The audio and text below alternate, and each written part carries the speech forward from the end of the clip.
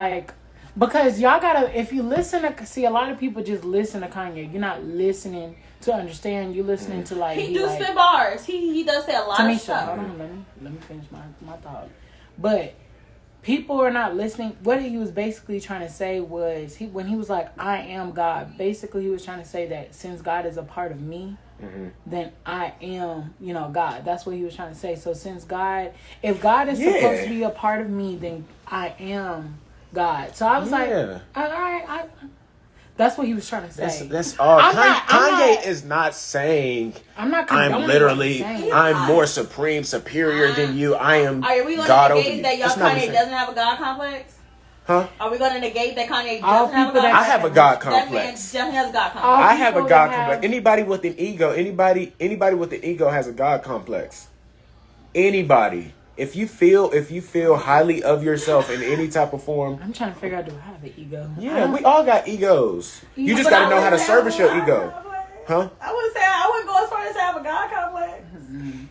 You might not want to use that term. You might not want to use that. What I'm saying is a God complex. A God complex is that everything revolves around me and me. Everything does.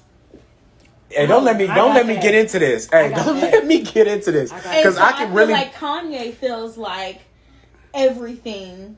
Literally, the world does revolve around you. We are literally all the sun. But his God complex expands to music. He feels like if he does something, it's so much. He thinks he's Beyonce, and he is not Beyonce. Kanye is greater than Beyonce. If you are. Kanye is the greatest artist of our generation, and I'm not even trying to sound like a Kanye. Mark, we have to change the topic for a podcast. Name me 5 Beyonce albums that are better than The College Dropout, Late Registration, College, My Beautiful Lemonade was amazing. Y'all need to go back and listen to Myself, and I. Thank you. No, thank you. Y'all don't. Thank you. That whole album was amazing. Look. Can I put my phone? I can put my phone down real quick. Go ahead. I'm gonna show y'all Kanye catalog because y'all really tripping right now. No, I'm not saying Kanye ain't got a catalog. Kanye West is the because that wasn't him by himself. That included Kanye West produced. Oh, I gotta show y'all. Look, Kanye has produced all of his music. He raps all of his music. He sings. He's done gospel. Michael fucking Jackson. I said our generation. I said of our generation. Okay. I didn't. If I said all time, I didn't mean to say that. I mean our generation. Can we not throw Drake into this conversation? I would say no. I see what you just tried to do there because Michael Prom was in the 80s. No, Michael's not our generation. So no, our generation. So Kanye is not a part of our generation. Look at this, bro. Yes, he is. Act like you don't remember this album. Act like you don't remember Good Morning. Act like you don't remember Champion. Can't. Okay. Well, I said me, myself, and I used to have it. College Dropout, Through the Wire. Come on now, when that okay, we're not gonna include Drake into this conversation. No, Drake is great. I put Drake right behind him. No. I'm not talking about because you like him. I'm talking about catalog wise. That man since Drake, Take Care. No. Yeah. Since Take Care. I'm not talking about Take Care is Drake's best album. I'm talking about post Take Care. All those albums after the fact have been fucking amazing. And then we're gonna talk about generation. We definitely have to talk about Chris Brown. We have to talk about Chris Brown. No. Chris Brown's great. Chris Brown is the best performer of our generation. I can agree to that. It's like, all right, so it's James Brown, then it's Michael Jackson, and then it's Chris Brown. You gonna put Elvis in there? No. Hell no! No, Beyonce's a very good performer. No, wait. No. Beyonce, you gonna put Elvis in there? Why no, would I put Elvis in there when all of his material? I'm joking. I already know. Beyonce is a good performer. You have to put her in the mix. Beyonce will put on a fucking show. And that's the thing about Beyonce. My mom and my sister always say that. They be like, Beyonce, as far as it goes, like singing ability. No. Exactly. She's not going to blow you away. And I put all of these things into context whenever I'm trying to say, okay, this is an artist. You know what I mean? When I say artist, I'm talking about how well-rounded are you? What all can you do at a top of the line level? You feel me? Mm-hmm. I'm not just saying like, okay. And Kanye writes most of his music too. Beyonce don't write all of her music. No, that's true. She don't write none trust of her me, music. Only one person create the back shit songs he be rapping about, and that's him. Well, I don't even like to say. For me, when it comes to singing, because I don't think it matters about what. The only time I think it matters about writing is when you're rapping. Like when you gotta go, like if you're supposed to be somebody that spits bars because of the words you speaking, Singing, it's more so, it's not even the words, it's more so what you're hearing. Because, like, yeah, it is. Because let somebody... Okay, think about SZA by SZA. It don't matter. No, I'm talking about singing-wise. It don't matter what the lyrics say. The lyrics can go hard, but let the singing be bad. Like, anybody can sing I Will Always Love You, but who sings that fucking song the best? That's their song. Fucking Whitney Houston. That's Whitney Houston. I don't give a fuck. That's their song. Even though like Jacquees, some of them songs Jacquees be singing them, they Jacquees songs. No, but I mean, like, even though the song was by Dolly Parton, she was the first one to sing it. But Whitney Houston made that song. Mm-hmm. Any song that anybody sings after that, even what's another Whitney? K. Michelle? No, I Have Nothing. We've heard Jennifer Hudson sing it. We've heard everybody else sing it. But you know who has sung that song the best? Whitney. We've heard a lot of people sing the Star Spangled Banner, but who's the first person that comes to mind when it's Star Spangled Banner come on and you be like, who are you holding them up to? You're either holding them up to Jimi Hendrix playing the fucking guitar doing it, or Whitney. I gotta look that up. I ain't even... No, but Whitney's the fucking Whitney's best. version in the 90s, that shit was Whitney like... Star Spangled? Yeah, Whitney is... She almost made me... I think it was worth rearranging, just off the mere fact the way she sang it. Yeah. Like, if we were to go to war, Whitney Houston, they better be playing Whitney Houston version. All right, fuck that Francis Scott Keys. No, fuck the band playing it. Play Whitney version. Play Whitney version. One of the greatest races of all time. But, all right, let me go ahead and start the show. Whew. Let's get it. Okay. All right, you guys, what's up? Oh, the live, y'all been on here for a minute, but what's up, you guys, on Spotify? And please welcome into Controversy, Black, BlaQueck. And we're going to go ahead and start off with our sponsors.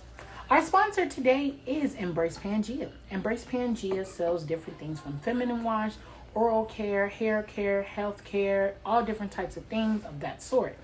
And you can find my link if you go to my Instagram, Mark MARK2L Nice, and go in the link tree, and it is at the very bottom of the link tree. Bitch, follow the link.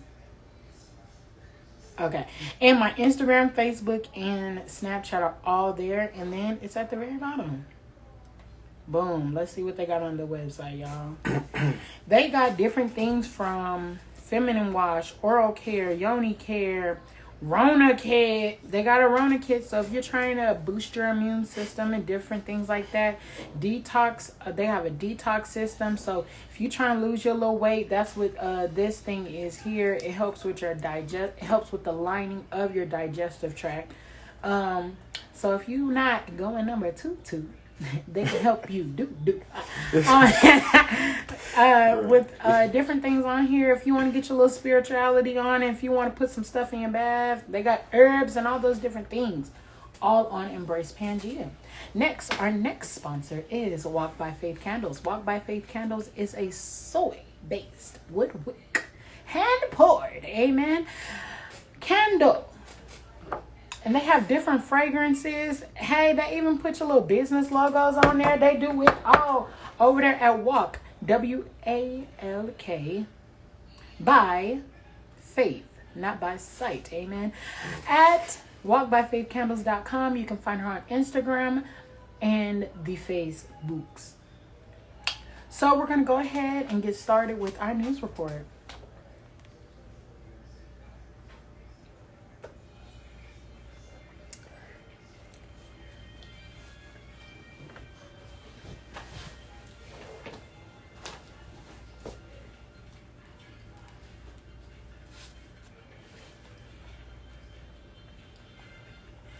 You like that? Oh yeah. Yeah. I see what you're talking about now with the music. Yeah. So, so yes, you can go ahead if you want to listen into all the sound effects of all the things. You can go into Spotify and look me up at BlaQuecK, BlaQueck. Today's news report is going to tie in with my first kind of topic of what today's thing is today's topic is blatant racism versus hidden racism. And a former what would you call it, contestant of American Idol, her child was taken away from her by CPS.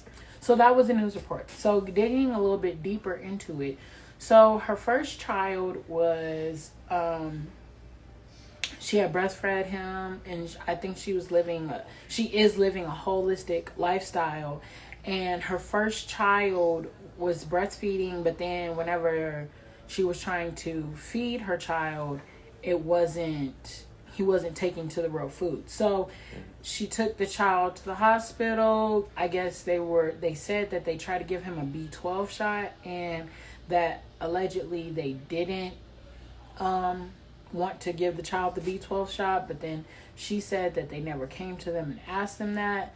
They called CPS and they took the child into Child Protective Services. Then she had a second child, and because I guess they didn't tell them that she had a second child, they seized the second child, and the second child got put in Child Protective Services. And I think they if my updates are correct, they just got back both children.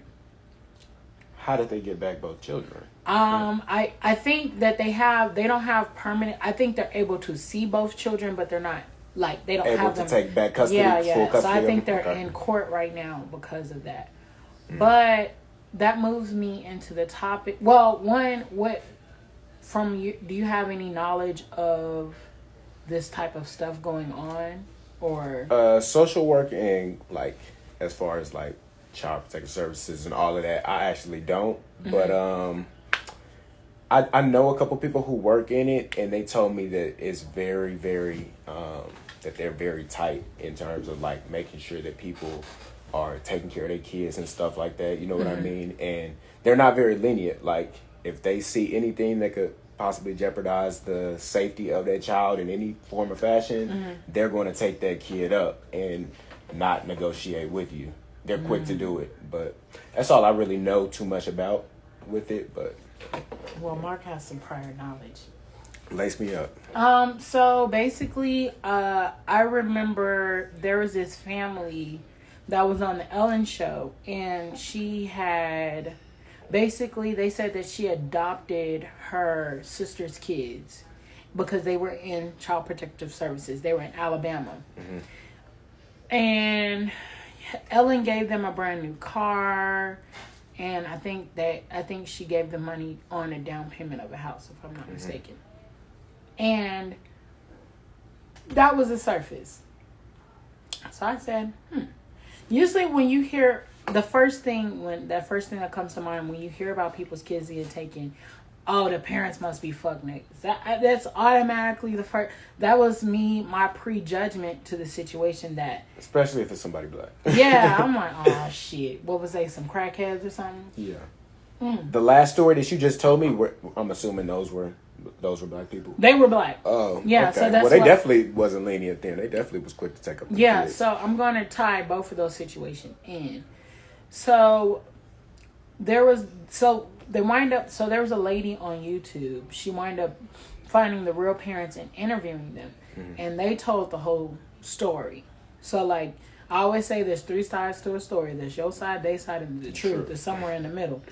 So they were basically saying that the reason why their kids got taken was because their kids were in the Alabama school district. Alabama is ranked 47th in the country of school districts. So like, and mind you, the U.S. is like ranked like 23rd, but we're the one of the most wealthiest and richest countries. Right. But in the world wise, we're like 23rd smartest country in the world. Education wise, yes. Yeah. So if you're 47th in the 20, so.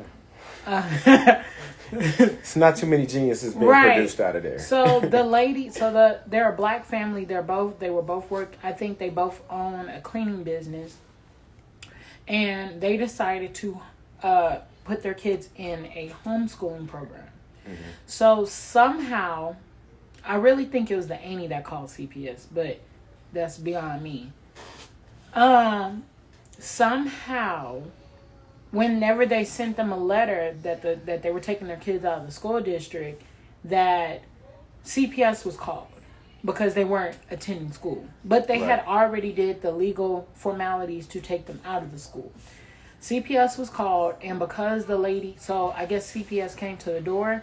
And here's the thing about CPS, if you don't know, if you don't answer the door, like if you don't answer, then they can't open the case. So if you ever get CPS called, you got a pen?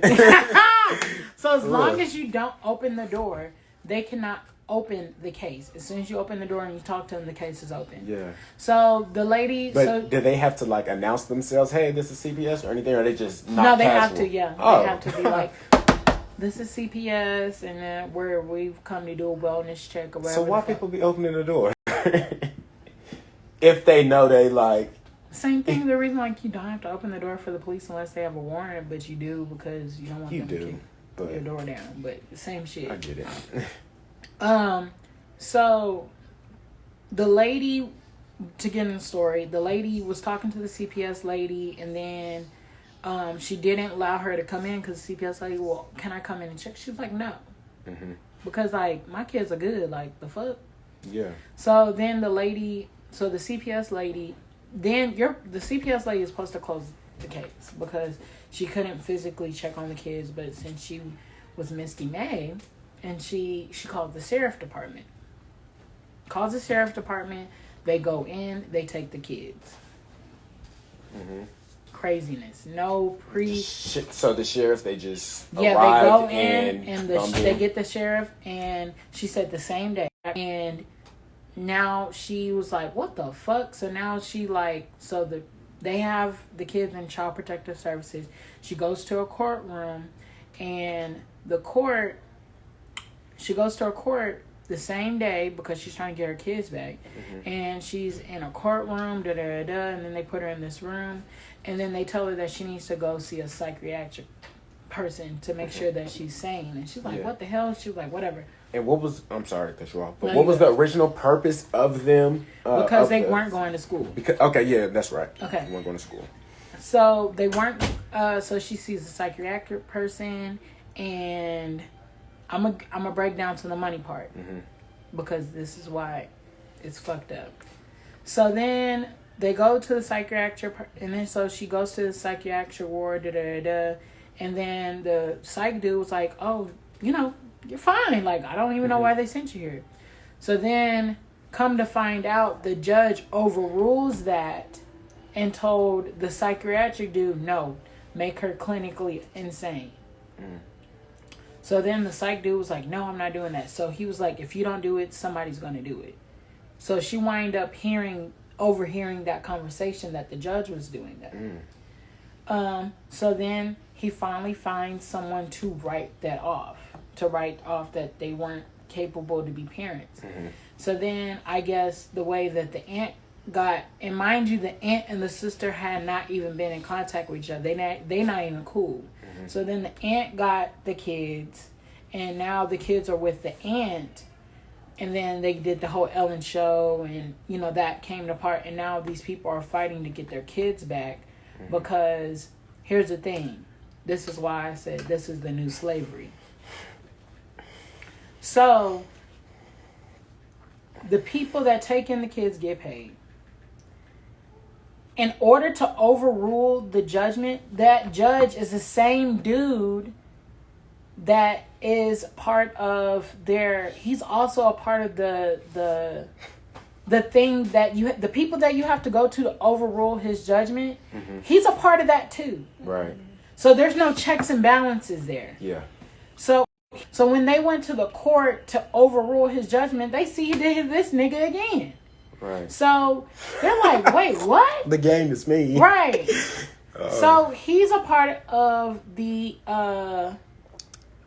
and the prosecutor lady is also the lady that files the stuff. So she's double-sided too. So the lady that is a prosecutor, she gets paid for as long as these kids are in the system. She gets paid. The judge gets paid. The parents get paid. And the dude that does the psychiatric thing, he gets paid too. As long as these kids are in this system. Same thing with the prison thing. Same thing with prison. When you post your bail, your lawyer gets paid. The prosecutor gets paid. The judge gets paid. The bail's mom Everyone gets paid except for you. You. And even the judge and even the prison system makes money off of you while you in there. Yeah, facts. So that leads us into the blatant versus hidden racism. And everybody's so caught up on these Karens and stuff. And we have a council culture for the Karens, or I guess the white dudes are gonna be called Chads. Yeah. And we're so caught up on that we're not caught up on the shit that we don't see. Yeah. The system. So systematic racism, and I'm gonna go ahead and what is your viewpoints on the systematic part? It's all in the system, but you gotta look at how America was birthed.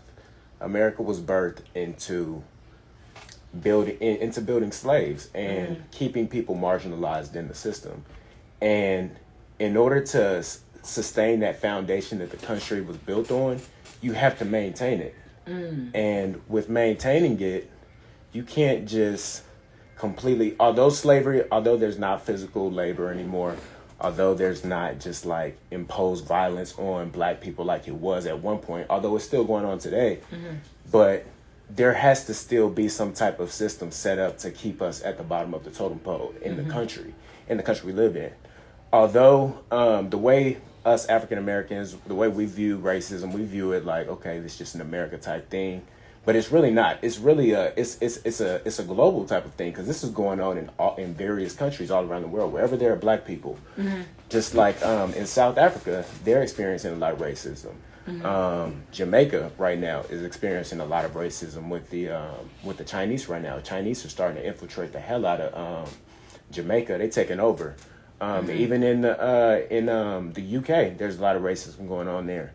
And in all of these systems of racism, if you go and do some research, a lot it's very there's a lot of synonymous tactics and agendas that are taking place. Okay, big word, synonymous. Hey, go ahead and hit me with the whatever you said you're gonna do at the beginning. But there's a lot of I don't think that there's really a such thing as hidden racism, because it's right here in front of us. It's just up to you to be able to do the knowledge yourself. I mean, yes, although a lot of people in impoverished communities, a lot of them don't have the same access to education. They don't have the That's why I call it hidden. That's why I say it's hidden, because it's it's not in your face, but it's not in your face. Yeah, it's in your face. It's nice, nasty. But it's the generational curses that really has the effect on us, which makes it hidden. You know what I mean? So I mean, it's up to us to be able to break those things, to be able to break those curses, in order for us to be able to see it blatantly how it really is, because it's on social media, it's on television, it's everywhere if you really know. So I think you just have to really endeavor to learn to just learn how the system operates here in America, in order for you to be able to view it in that type of way. The reason why I say hidden, I mean when people try to sell houses, right? It could be, there was this dude who broke it down really good. So he was like, I built a house in Compton. I built the exact same house in Beverly Hills. He said I could sell the house in Beverly Hills for probably $1.2 million, but that house in Compton, the exact same house, I would probably get the most $500,000 for it. The most. Right. So it's because who you're around, or also people that are racist, they like to say, oh, you're lazy and and you're dumb and you're stupid. But when you suck out when you suck in these environments, when you suck out let me just put a chicken shack and this and a liquor store, come on now, and a drug store, and then these are the only things that we see in our area. For instance, let's just generalize it here in Austin. we got like when in Pflugerville we got a whole fucking shopping center. What shopping center do you know in like East Austin or in Killeen that got a whole? I mean, if you want to say Capitol Plaza, but it's not. It ain't got the shit that they got. It's definitely nowhere near as close as what they got here. Mm-hmm. The best thing they got in Capitol Plaza is what, Target and maybe the shoe stores or something. It's nothing of substance. There's no like. There's nothing like, cultural. Yeah. Nothing black cultural. Yeah. There ain't no that rainbow. Remember that rainbow store? Yeah. Rainbow probably like it's gone now. Shoot. They took away the cons and they was conning people. So it's like there wasn't no furniture stores. There's cons where you have to lease everything to keep black people away. Yeah, or there's money boxes everywhere. So like if you want a payday loan, those things are so easily accessible in those communities. But when you get up here, I can't find no money box. You know, there's no payday loans. There's no cons or errands or anything like that. But when it comes to niggas don't really know too much about credit, let's fuck up their credit, let's put a fucking cons here. Let's advertise payday loans, let's have high ass insurance places. That's what I mean by hidden racism. Yeah, I got you. Yeah, gentrification. Shoots. That's what it is. Literally. That's exactly. Hit me with it. But gentrification, like that's literally one of the strategies that they use in the systematic racism. Mm-hmm. And the crazy thing about it is, bro, is a lot of these Caucasian or white people, whatever you want to call them, they don't who move into these communities and who are the let me not say the ones who are doing the setting up of it, but the ones who are moving into the communities, they're not even hip to the fact that this is going on. Because a lot of the times, bro, a lot of them who have moved to Austin come from California, you know, mm-hmm. the hippie culture and stuff like that. Mm-hmm. They moved to Austin and they're 21, 22, 23, 24-year-olds coming down here, getting a job and literally just moving to these communities because they have enough money passed down to them from generational financial lineage with their families, you know, because white people, they don't experience financial curses like we do as black people, but they move down here and they have these advantages already. They move into the communities, don't realize the problems, and then bam, there they are, just a contribution to it, and the cycle just continues. I don't think that we should necessarily be mad at the white people that move here. I think I'm more so mad at the people that set it into place. It's like they didn't know what they were moving into, and that's, I think, a lot of black people want to get mad at them. Some of them did know. Some of them like, oh shit, we about to move into what used to be the hood. Let's go ahead and get it. But there's a lot of people that are. But there's a lot of people that are of the they don't know. Like they're literally walking around this world oblivious because things have always been handed to them. There's always been a table set and they've just sat down. Mm-hmm. They've never watched anybody set the table or set the precedence for anything. They've always just been, I'm just going to sit down. So, So it's just been given to them. They've never had to work for anything. Let me not say work for anything, but like it's just... I can see where you're going with that. Because there was... I'm a personalist. There was somebody I went to high school with. You would probably know who the fuck. I know names. But... We're not name dropping. His parents had... I'm not sure if they had a barbecue business. I can't remember. But I know that their parents had a business. And he played football, and he always would be Nike'd out, just everything, just, sleeve, everything. Right. And, like, visor, just everything was just, like, handed to him. And he would, like, talk shit about other people because they weren't able to get the same thing. Or me, the only reason why I was, Nike down, because I worked. Mm-hmm. So I spent my money on how I looked. I always My shit, I always had Air Max 90s. I had damn near every fucking color there was of Air Max 90s. That was my shit. That was me with Jordans and Yeah. Jordans and Enforcers. So that was my shit. And the only reason why I had that wasn't because my mom or my dad got it for me, or I was polo down. That was because Mark was working. I was, and I valued my money. So I was like, well, shit, I want to be polo down. And he never really saw the value in what he was calling people poor and shit. I was like, bro, you poor. You didn't work for a motherfucking thing. Everything you had has been handed to you. Off camera, you gotta tell me who this is. Oh, I will. You got to. Bro, like, cause he would like looking back at it, like I'm like, damn, for like some of the people he used to like make fun of, like calling them poor and other types of shit. I'm like, you didn't have to work for a motherfucking thing. Yeah. Everything you have, and he's been like that since 7th grade. He's been like that. And I don't know if he's still like that because I don't care to keep his presence in my area.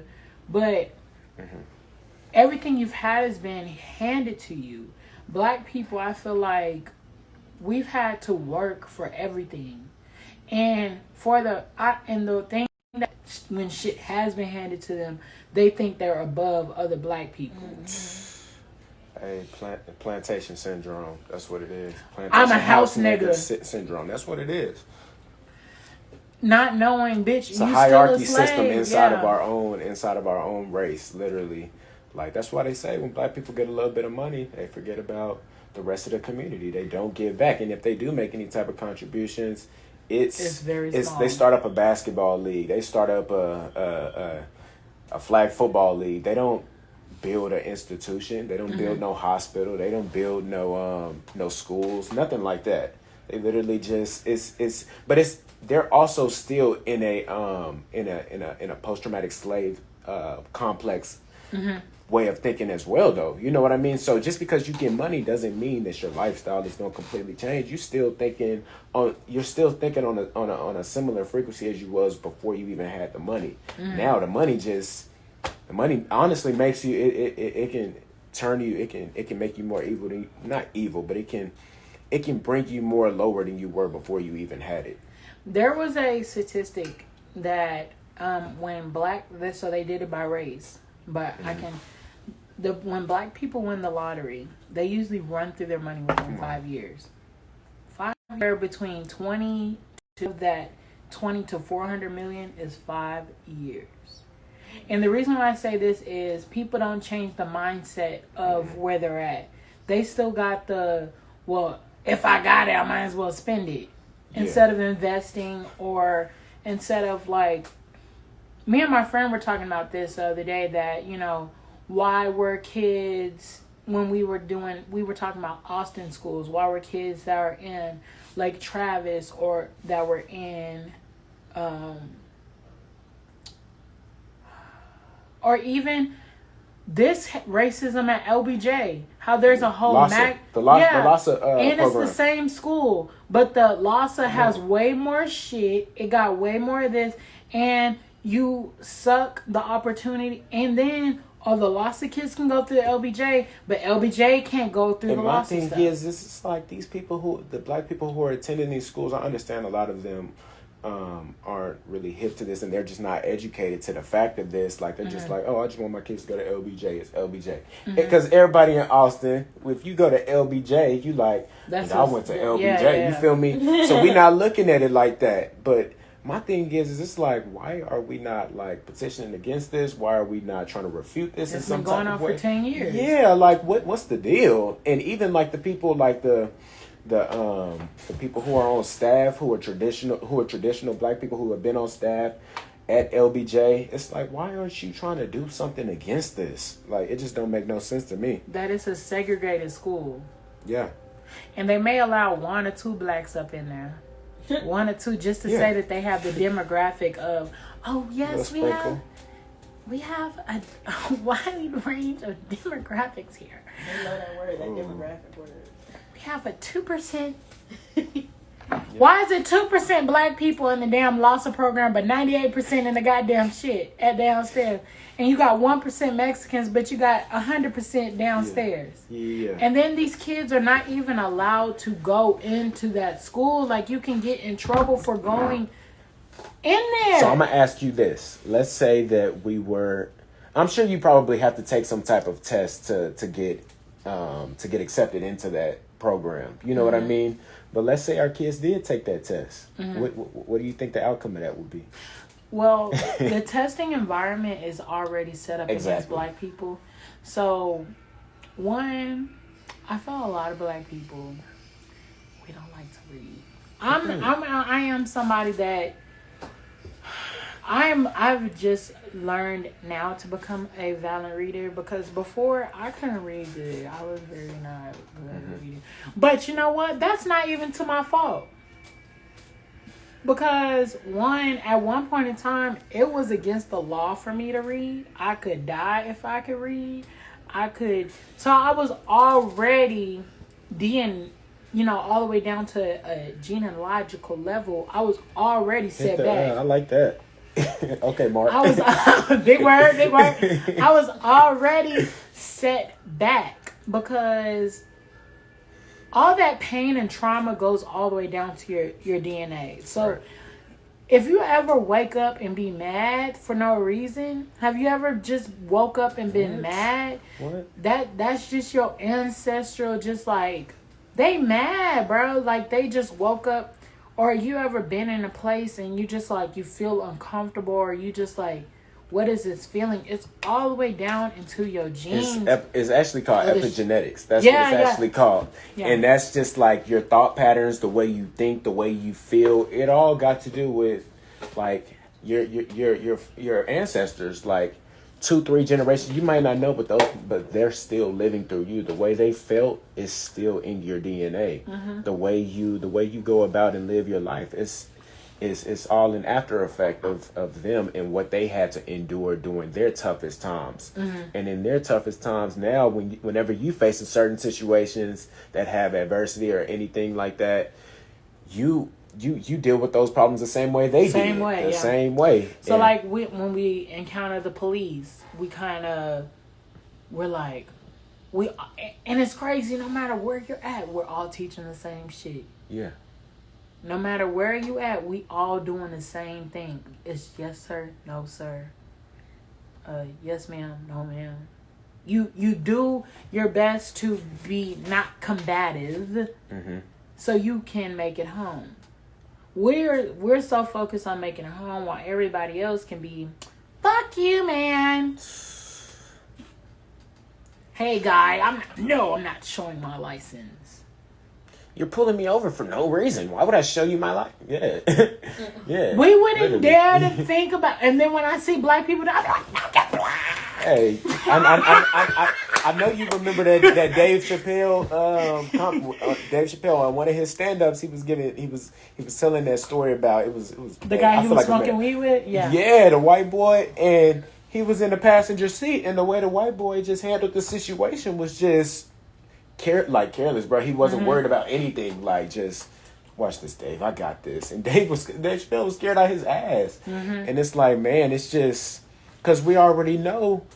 We see it. We see it every year, every other year. We see how it is when we try to do anything that is refutive towards a law enforcement officer. We see what the end result is going to be. So we don't got no choice but to get scared or either do what we shouldn't do in that situation. I had a conversation with this random cop when I was at Taco House. And I was getting my little breakfast taco. And so basically something had came on the news about something that had to do with police and something that had to do with police and black people. I was the only black person in there. So then he kind of looked at me and he was just like, oh, I got your back. Da, da, da, da. You know, he was a white dude. And I said, you're not necessarily the problem. I said, the problem is And I broke it down to him. He was like, I never thought about it like that. I said, the problem is the structure, the standpoint of what police have been. Police are basically a new version of slave catchers. If we want to just break it all the way down, what they were, they're just a new version of that. I don't mean to cut you off, but I want to say that the origin of police officers was actually I forget what it was called, but I want to say it was somewhat basically what you just said, like slave catchers, or it was some type of white supremacy group. It was a white supremacy group for sure. But that origin, I read it in a book. The origin of police were to be like their number one priority was to catch slaves. To police black people. So basically they came up with them to police black people. Well, I mean the new kind of structure because slaves were out and stuff like that. And it was to police black people. Right. And what when you think about police, what's the number one thing? Narcotics, drugs, and all of that kind of has to do with black people because of Ronald Reagan. Reaganomics. But like, why is it if a crime is a crime, right? Let's just be blatant. Why is it that I can sell cocaine and I get 20 years, but if I do embezzlement, I can get 5? Mm-hmm. Why? If they're all the same thing, like if you embezzle from somebody, you could make them. I've seen people kill themselves for money because if they lost. I've seen this one dude. I think he was a billionaire. I think he had $1 billion, and all he had left was $100 million. That man killed himself. He lost He lost $900 million. That man killed him motherfucking self. That's a lot of money. Right. That's a lot of money. That's a lot of money. But hey, what's $1 million? Bitch, he still had $100 million left. That's the white people. He was Arabic. You say he was what? He was Arab. Arab. Oh, it's Arab. They take it. Yeah, they a different breed. I think he was from Turkey, if I'm not mistaken. One, because being a part of Muslim faith, you have so much discipline. Bitch. That was a very undisciplined thing to do. He lost $900 million. He killed himself. He said it was time to get his 100 million. But part of it got embezzled, like it got stolen because he invested in something. But also you got to say how he felt. Like, how could I be that dumb? Be that irresponsible? I wouldn't have killed myself. I would have took my L and went about my motherfucking day. I still got $100 million now. Still got that left. That's the black people thing to do. Yeah. We not looking at it. We're not. How long did he have that money for? That he had it for a while. He was a billionaire, and all he had left was $100 million. But black people, we've been like, fuck. But yes, bro. He still got $100 million. Yeah, I'm looking getting shunned. Like, how can you have all this money and to make an irresponsible decision like that? But it's the same thing with like the Nick Cannon thing. Like I ain't throwing my life away. I'm not. Right. It's like the same thing with the Nick Cannon thing. We as black people, we didn't understand why y'all feel so bad about getting, like Jewish people getting so, why do y'all feel so bad being called rich? You know, we get called broke and all this other bullshit. Why y'all feel so bad about being called rich? We don't understand. We have the oppression Olympics. Man, we are a very just broken group of people. We are. We are broken. We but don't you know ever something? understand shit. But the world will crumble without us, though. That's the thing. The world will crumble. The world feeds off of our culture. Our culture, black culture, is the most influential, unifying thing on this planet. And it really all goes back to hip hop. Hip hop, literally hip hop, R&B. Come on, literally, bro. Because hip hop, although it's a lot of fuck shit in it right now. You know what I mean? It's a lot of fakes. It's a lot of we were talking about toxic, pollutive things going on in our hip hop right now. But if you go back to the origin of hip hop, it was a progressive movement. It was for the upliftment of black people. Period. Music period. Because hip hop is really it's like a branch off of the blues. Yeah, the blues, like that. That's what it is. But I'm just saying hip hop just because that's the era we're living in right now. And just without our culture, all this shit will crumble. Just think about how unseasoned the world would be without us. If I wasn't black, I'd kill myself too. Just think about how unseasoned. You ever seen? But I actually got in an argument with this racist motherfucker before. I was actually at HEB. That motherfucker told me to go back to my country. You know what I told him? What? I said, I will, and I'm going to take the refrigerator. I'm going to take car parts. I'm going to take your AC with me, bitch. I'm going to take the light bulb. Yeah. Oh, give me everything that we invented. Because my great grandpa was the one who invented it. I'm going to take that stoplight. That stoplight too. Hell yeah, y'all can all crash in front of each other, bitch. Yeah. Oh, give me the super soaker, bitch. Give me the AC. Give me everything. Run me the refrigerator. Because we the fathers of all science and mathematics. Everything was created through us. Everything. Run me algebra. Everything, okay, yes. I mean, you didn't see white people building pyramids in the middle of the desert. Come on. And people fail to forget Africa is Egypt is a part of Africa. I don't care where it is. Yeah, they really try to disassociate Egypt from the rest of Africa. They really try to do that. Egypt kind of in the Middle East. No, it's not. Well, the Middle East is really Africa. It is exactly. Africa. Exactly. I don't even like to call them bitch. That's Africa. That's Africa. That's Africa. The only part that is Middle East is India. That's Asia. But all that shit. I mean, I don't want to discredit if you look at it, because Asians definitely did the damn thing with the Silk Road and gunpowder and shit too. Mm-hmm. Yeah, and even like you see us everywhere on the planet. If you stop, would have got to America. Definitely. Also, we get just to get back onto like the topic, but. I was like, I'd rather somebody call me a nigga before you take opportunities away from me. Absolutely. So that's why it's like the hidden versus. So basically, that's what it is. It's nigger versus opportunities. Is really what this episode should have been called. Yes. Oh, that's great. Yeah. I couldn't. I could.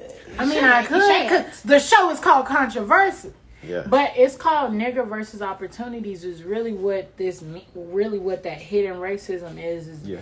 It is a drain of opportunity. It's a drain of let me take this away from you. Let me take this away from you without you knowing about it. Mm-hmm. Or we gonna put it in your face like here. Mm-hmm.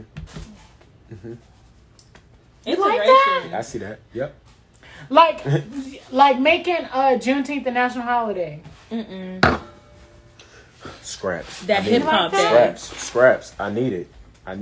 Crumbs. Yeah, run me all mine. Yeah. I always say pay me for my pain. November is National Hip Hop Month, but lynching is not against the law. Come on. But that's what I'm saying. It's a distraction though. It doesn't make sense. It doesn't add up. It's a distract. It's really it's like here you go. You like that? Or Asian hate is against the law, but niggas been getting lynched and talked about since 17. They study us. They know what we gonna fall for, and they know what we gonna. To be pacified, like the last time an anti-lynching bill has even touched the Senate floor was the 30s. The 30s. It's we're in the middle of the 2000s. I heard about that. Yeah. And it's really our downfall. Systematic racism had its birth at integration. Systematic. Mm-hmm. I wouldn't say it had its birth at that, but I'll say it definitely hit it. Blatant to now I can't burn crosses in your yard no more. Wait, so now I had to find a different way to be racist or to keep you out of. So you would say it hit its peak. Yes, because the birth of it was the progressive era. But you gotta understand, when you had segregation, you knew where you stood. You had the most clarity during segregation. So y'all, but you had what would y'all identify the term systematic racism as? Systematic racism. What's your definition of that? Definition. So you wouldn't say that it started in slavery? You don't feel like that was a part of the system's agenda? Yeah, I feel like for in America, that's when it started for me, the systematic racism. For me, thing. where I think it really started for me was when the progressive era started. Mm-hmm. I think slavery, yes, I think that's a building block of systematic racism, but you weren't that was systematic racism, because there was no such thing as racism. The definition didn't come until 1862. The definition of racism, the dude that came up with the word racism, that didn't come until like 1862, during the Civil War. So you weren't even considered a thing. You were your value was as a dog was worth. A dog was worth more than you. A lamp was worth more than you. That's what you were seen as. So considered an animal. Yeah. Less than an animal. The dog got to eat. Yeah. I think systematic racism started in the Hoover era of the FBI, because Hoover took old Southern racism of the KKK and burning crosses and lynching. He took those elements to a whole nother level. He made it national. And he played mind games. He infiltrated. He had spies. Even going into crack in the 80s. Crack did more damage than slavery. People can have that argument if they want, but what the government was able to achieve in about a decade to black families, it took... That was Reaganomics, though, right? It took old Southern whites hundreds of years to do that to the black family. So I feel like definitely the government, the Hoover eras of a lot of agendas. They were like the biggest... The feminist movement as well. Feminist is racism. Even if you want to get into the feminist movement, the feminist movement was... It was created for white women, to get equal rights to white men. And with that, what they started to try to do is they tried to start recruiting black women, because they were like, black women, you can be independent as well. And what does that do? That starts to disorient and break up the black family. And that was another agenda. Devil's advocate. So I feel like systematic racism really started or really became a thing, I would say, after the Reconstruction era. Because black people during the Reconstruction, we actually were becoming senators. We were voting. We were running our towns. We were running for government. But they started flooding our towns and making them lakes. And they had to figure out a way, okay, how can we deter them from doing this? But let me play devil's advocate here. About feminism. Mark love playing those. Go ahead. So you say, I don't want to say that women being more empowered is breaking up black families.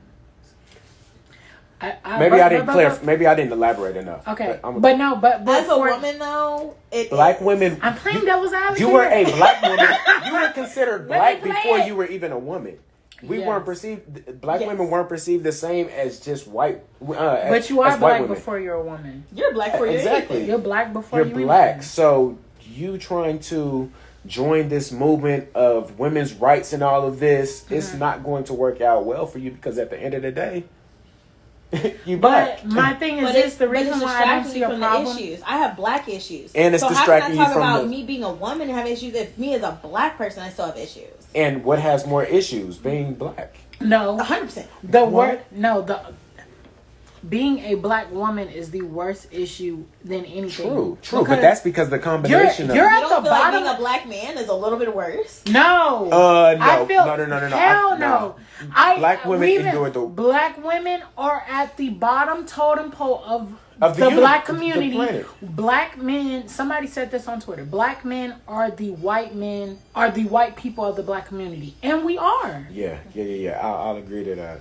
We are. We're, as long as you're, if you're, perceived to be a heterosexual black man, we gonna march for you if you get shot by a police. We're gonna always back you. We're gonna always be in that Madam C.J. Walker movie. I don't even see how you watched that and you didn't see black women at the bottom of the totem pole. Oh, you just gotta look at the marriage rates. You have to look at the marriage rates. Like, black women are. It's hard to have the lowest percentage of getting married in America. But I'm not saying like black women don't have heart. Please, like, we do. But as black men, we got a hard. I feel like y'all walk around with a target on your back. Black women do too. But they're just not publicizing. Compared to a black man is more likely to have more issues than a black. And you can see that now from like the raising us being entrepreneurs and different things like that. Black women, we have found a way to strive, whereas black men, I feel like y'all Like are still stuck. Like my post the other day, black women, I want to say y'all are the most rapidly growing group of people, where black men entrepreneurs. You're still stuck. No, we're not. But the reason is, you're looking at it now. Yeah, black women now, but look, all this time before, they're just now coming up. But black men have always been, whenever we have always been the front of the line when it comes to a black community. When it came to voting, when we all got the right to vote, black men were the only motherfuckers in line. There were no black women. Well, black women didn't have didn't have the option to vote until 1920. I know, but what I'm saying is, and even then, there weren't even a lot of black women that were allowed to do it. It was more so for white women. So black women have always been the last to catch the train. The thing is, y'all are just now becoming the entrepreneurship. Y'all are just now getting on the train. Yeah, there's a lot of y'all doing it because of the technology to get on. And social the time, media. Yeah, and it's the time period, but we have no but y'all choice. the last. But no, but I'm saying y'all are the last people to get on. Y'all in the back of, yeah, it may be 10 billion y'all, but y'all in the bank. Then y'all in the way bank. Y'all, there may be a whole bunch of, hey, we getting money. Yeah, y'all may in the grand scheme, and not even the grand scheme of things. For the now, the way y'all are the perceived top. by the public, by the eye of the dominant society, white man, y'all are still perceived as, oh, it's just a black woman. That's what it is. That's just a black it may woman. be a lot of y'all at the table, but the table is in the back. It's in the back of the room. It may be a lot of y'all bitches up in there, but y'all not in the front of the. Call us bitches. My bad. Controversial. Right. Y'all know what I mean. Yeah, it may be a lot of y'all up in there, but it's not. But I'm on your side though, so can't nobody even get mad. It may be a lot of y'all in the room.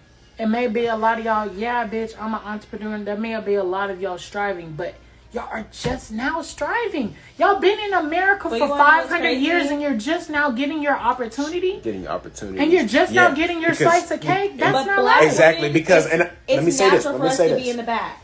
We naturally fall into that position. And it's not, because we don't want these things for ourselves, but we're natural caretakers.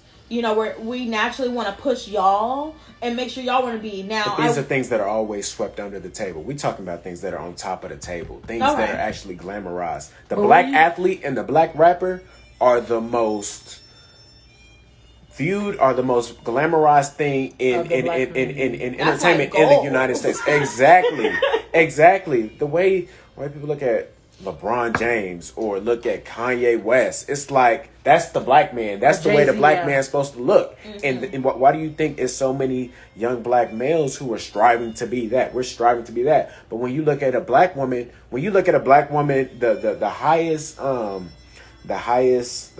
status that a black woman could be in America. It's like Kamala Harris. Kamala Harris. Yes, exactly. Oprah. Huh? Oprah, yeah. Oprah. Okay. You could use Oprah as an example. But I'm saying you don't have multiple. Kamala Harris because she's the vice You don't have multiple public figures who are black women who are on that level as Oprah. Mm-hmm. You have multiple Giannis Antetokounmpos. You have multiple Damian Lillards. You have multiple the babies, little babies. You have those. A lot of those. There's not a lot of Oprahs. There's not a lot of Kamala Harrises. There's not. I mean, you got Candace Owens. All right, that's the end of today's show. I mean, you got some Candace. No, I'm just like Rihanna. Yeah. But Rihanna is just now. She's not somebody that everybody. Oh, she's the next generation. Was the no. Would you say Beyonce? No. You had Whitney Houston. You had Whitney Houston. You had Janet. Nah. I wouldn't even put Janet up there. Who broke outside music? Huh? Who broke outside music?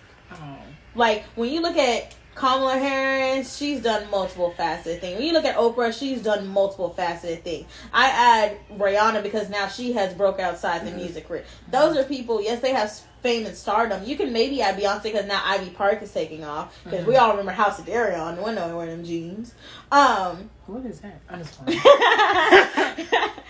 But if I'm thinking about somebody I want to follow, you're multifaceted. There's more to you than just what you came into. Cause Oprah, she was on Chicago. Oprah. She was an anchor. She's so much more than that. I just watched that Michael Jackson interview. Oprah. Oprah. I gotta check that out. I ain't never watched That shit is a... But I 100% agree with you. Black women, about we've this. definitely been put on the back burner. Okay. I think it was by choice and by force. I say that because we naturally just, I want to see you succeed. Yeah. So if I have to bury my goals and dreams for the moment for you to get where you need to go, then I'm going to do that. And I feel like black women now, we're taking back that power. Like, you know what? Now, it's a double-edged sword because as a black man, that's not attractive. Like, damn, she don't care what I got going on. She said, I'm going to take my power. I'm going to... But the reason we can't stand together as a collective whole is because black people, you know how we got West Coast culture, we got Southern culture, we got East Coast culture. We are just naturally a tribalistic type of race. That's Bitch, this my hood, nigga. The you fuck feel wrong with me? you? Exactly. Yeah. This my hood. Nah, nigga. These my niggas. You're not part of this. Yeah. That's how we are. But even if you go back to ancient African history and stuff like that, we were also like that there. Like we had our own tribes. Tribe. This is my tribe. No.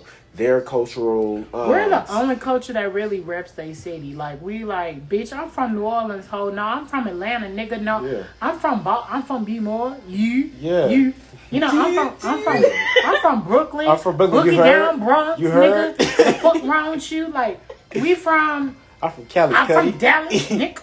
Yeah.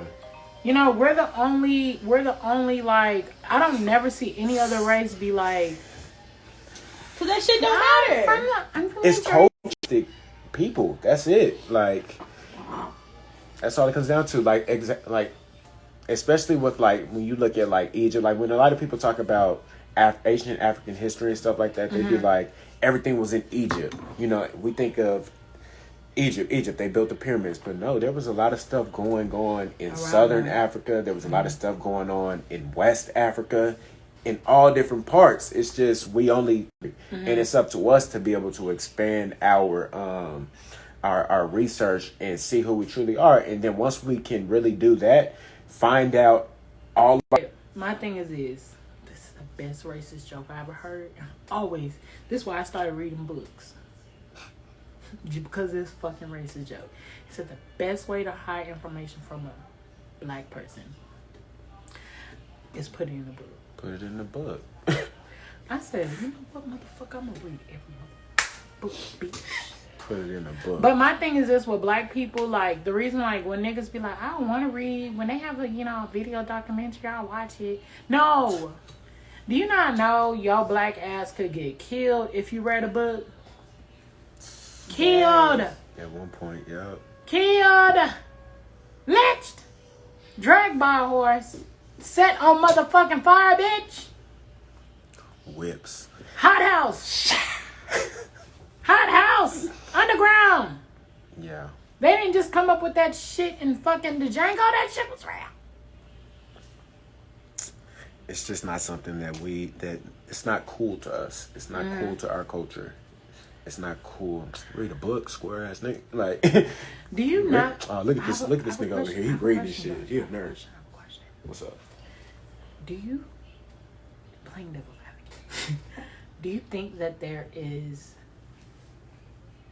a white agenda driving black culture? Yes. now? Hell yeah. 100%. So why?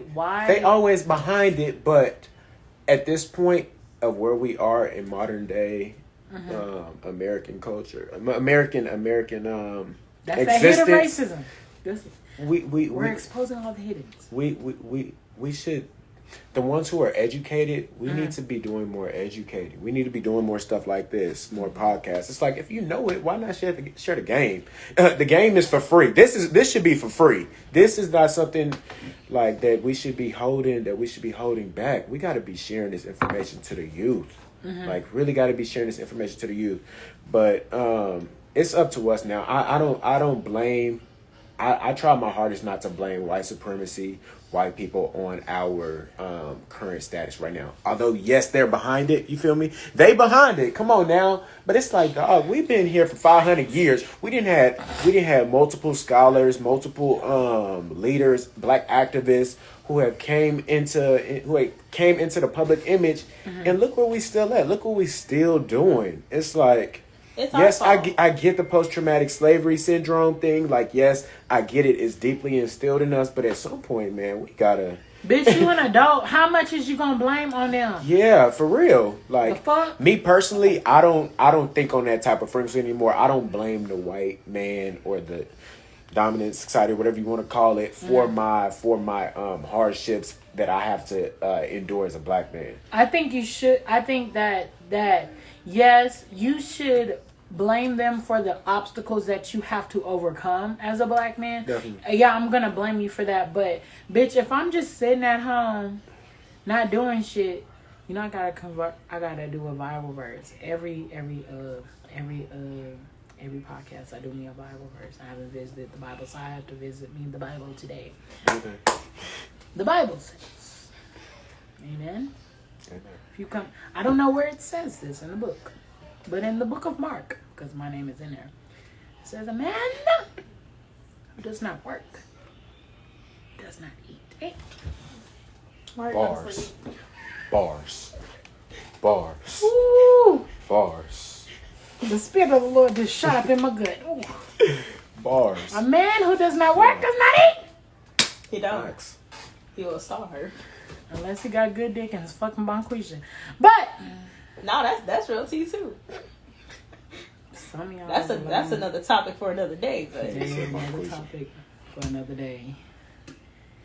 But you gotta start, like, how much is you gonna blame on your parents for your situation? How much is you gonna blame other people? Like, even though there are objects set in place, like the jail system, that's gonna be another. I have another podcast gonna be. It's called The New Slavery.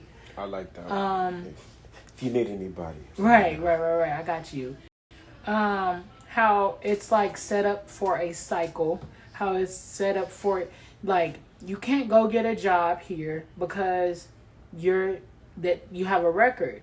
You know what I'm saying? You can't vote no more. You can't do this. You're basically a slave to the system. So now, how do I keep you in rotation? I take jobs away from you. I take opportunities that y'all black ass already didn't have. And I put more obstacles in front of you than is behind you. So what do you have to go do? You got to go sell the same shit that got you up in there and hope you don't get caught. And then you got places like California that is the biggest cycle where you got 3 strikes. So nigga, you on strike 2, you get out again for the same offense that you was only in there for 2 years the first time, 3 years the first time. Now you in there for life. You get caught up again with the same, gotcha nigga. Gotcha, bitch. Right. Gotcha, bitch. They should just have like a big, like, as soon as you get for the 3rd time, they should just have like a jack. Gotcha, nigga. And you just and it goes right back into the. Now you're a slave again, bitch. Gotcha, slave, man. But Building they the find whole anything prison. to get you for, though. You said what? Huh? So they find anything to get you for, though. Anything. Yeah. The smallest of the Some of smallest. it's self-inflicted. Do not get me wrong. I see a lot of ignorance outside. But ignorance some of is. it's My thing about this, let's call a spade a spade. White people were the same ignorant and savages that they like to call black people, because when they had a lack of resources, what did they do? They became Vikings and they pilgrimage all over the place and took other resources from other people. And that's how they became the dominant force, because they were in a place that didn't have shit. So when you get the same thing, they say never back a snake against the wall. Or corner a snake. That's when it becomes its most lethal, because they've been cornered. So now that they've been cornered and they had to go here, and they took all their resources, and now that they can put all their resources together, then now they're the dominant race in a sense. So But the only place they couldn't fuck with was Asia because there was too many of them motherfuckers. And This nigga stupid. No, they did try Asia. they did try Asia.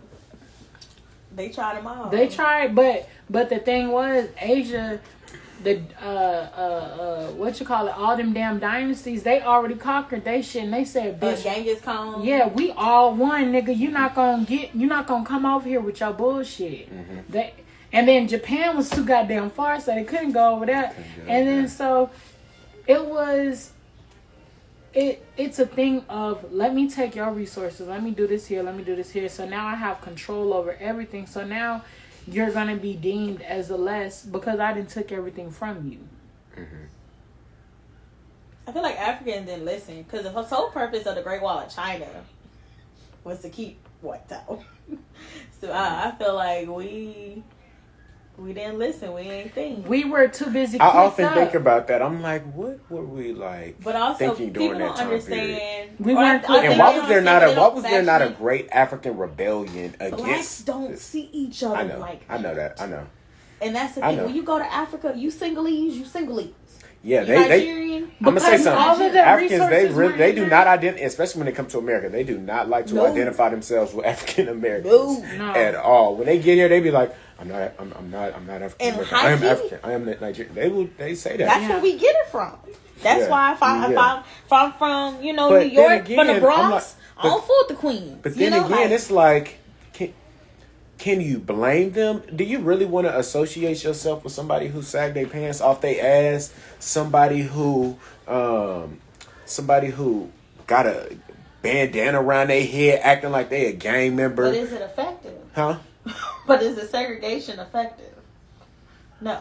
But they look down at our stuff. We can look down. But it's just like what they see. I'm saying from what they see on the news, just like us. But we don't want to be deemed. We don't want to be deemed as African because we're gonna be deemed like we starving. We was only one of them. Exactly. So that's why I'm like, can you really blame them for the conditioning type of mindset they have? Don't like us because they see us as Americanized and as white. And we are no longer in touch with our culture, which is true, but our culture was stripped from us. That was not by choice. Yeah. I didn't come here by choice. I didn't choose to not know my language or my culture by choice. That was taken from me.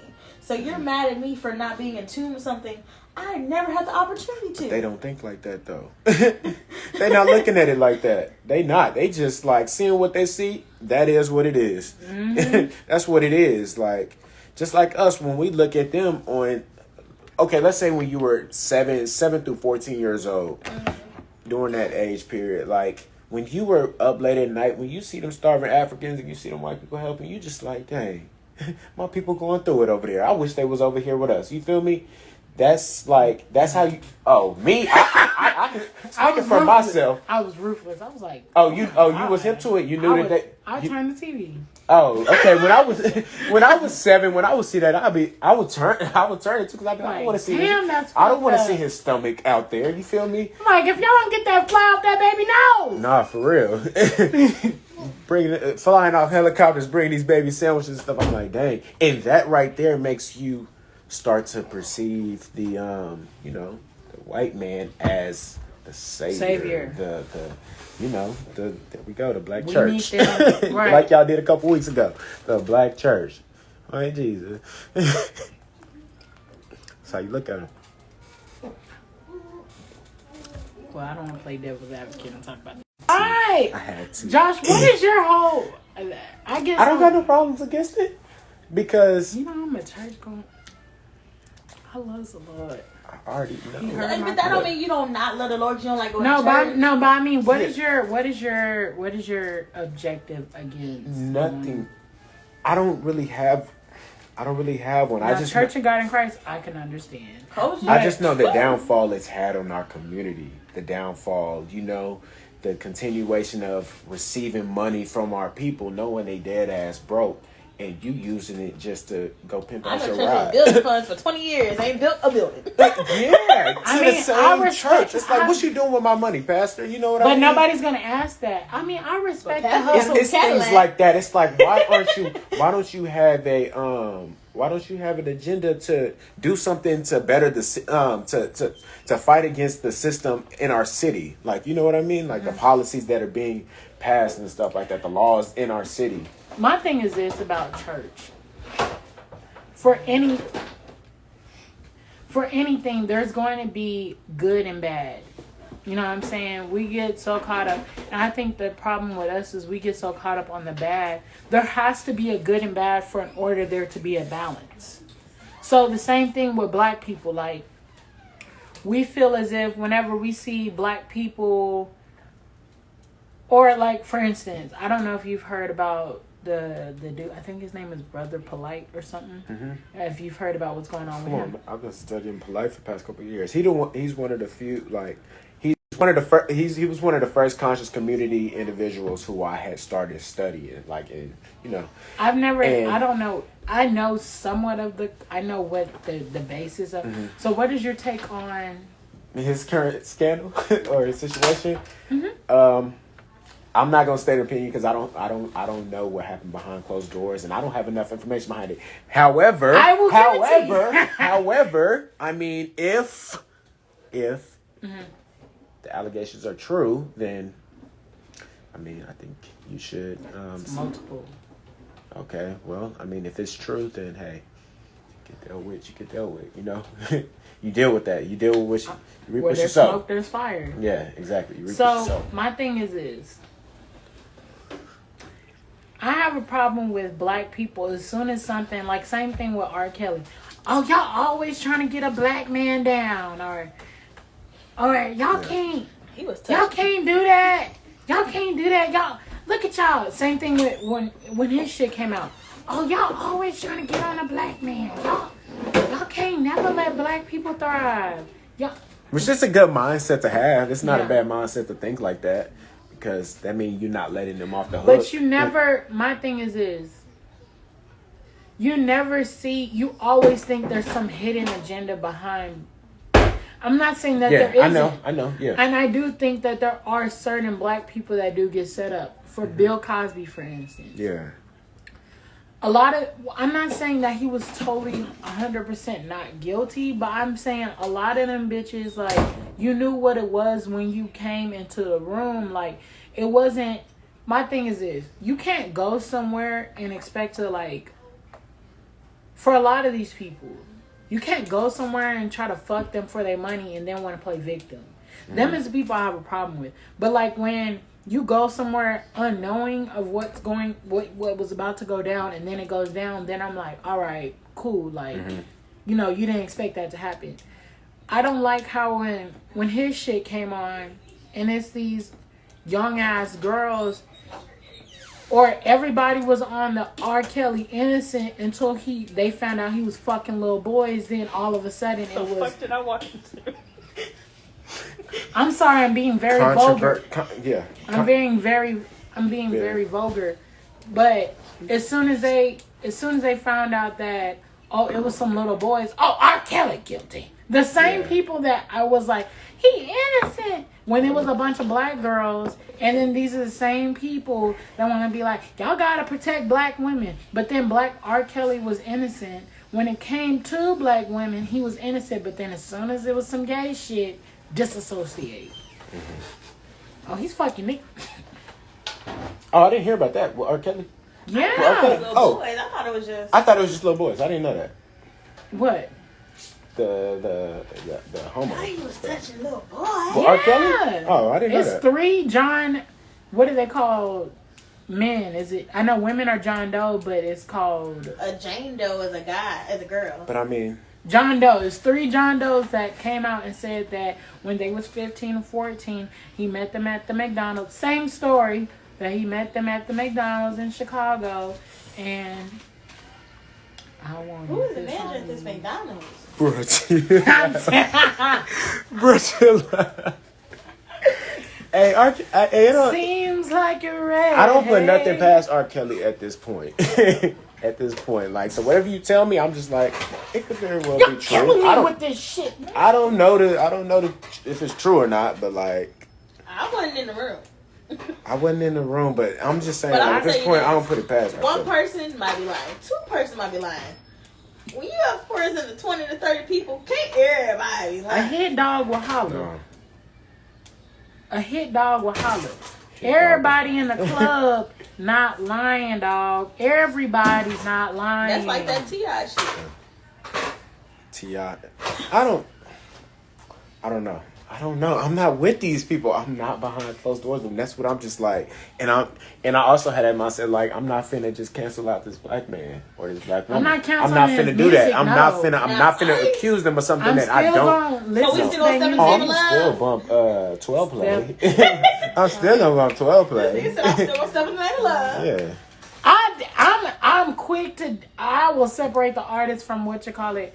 Chris Brown can hit as many motherfucking women as he wants to. He's getting played. Bitch, I'm still I playing ain't gonna lie, I'm him. still listening to Chris. He's getting played in my car. Yeah. The only time I will, what white artist do I really like?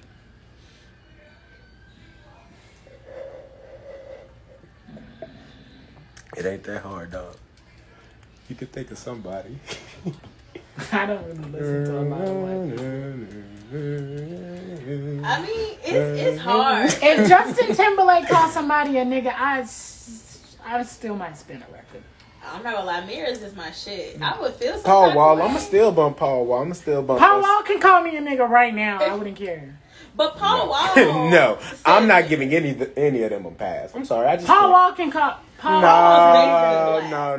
Paul Wall black. Paul Wall is definitely black. Paul Paul Wall Wall. ain't black. Paul Wall definitely got a team. I mean, if we Okay. did a DNA test, that man got a tinge of black in him. I'm not gonna lie, though, I So feel 30 like years Paul- ago, you and Paul Wall try to go apply for a job. Who gonna get the job? Paul Wall. Exactly. So why does he get the Paul pass to call Wall you a get nigga? a- You gonna say Paul Wall not more real of a nigga than some of the niggas we know? Oh, it's a lot Yes. of these niggas that's worse than white people. It's a lot of these niggas. Paul Wall isn't. Paul Wall black. I view Paul Wall is like one of the only people I view black.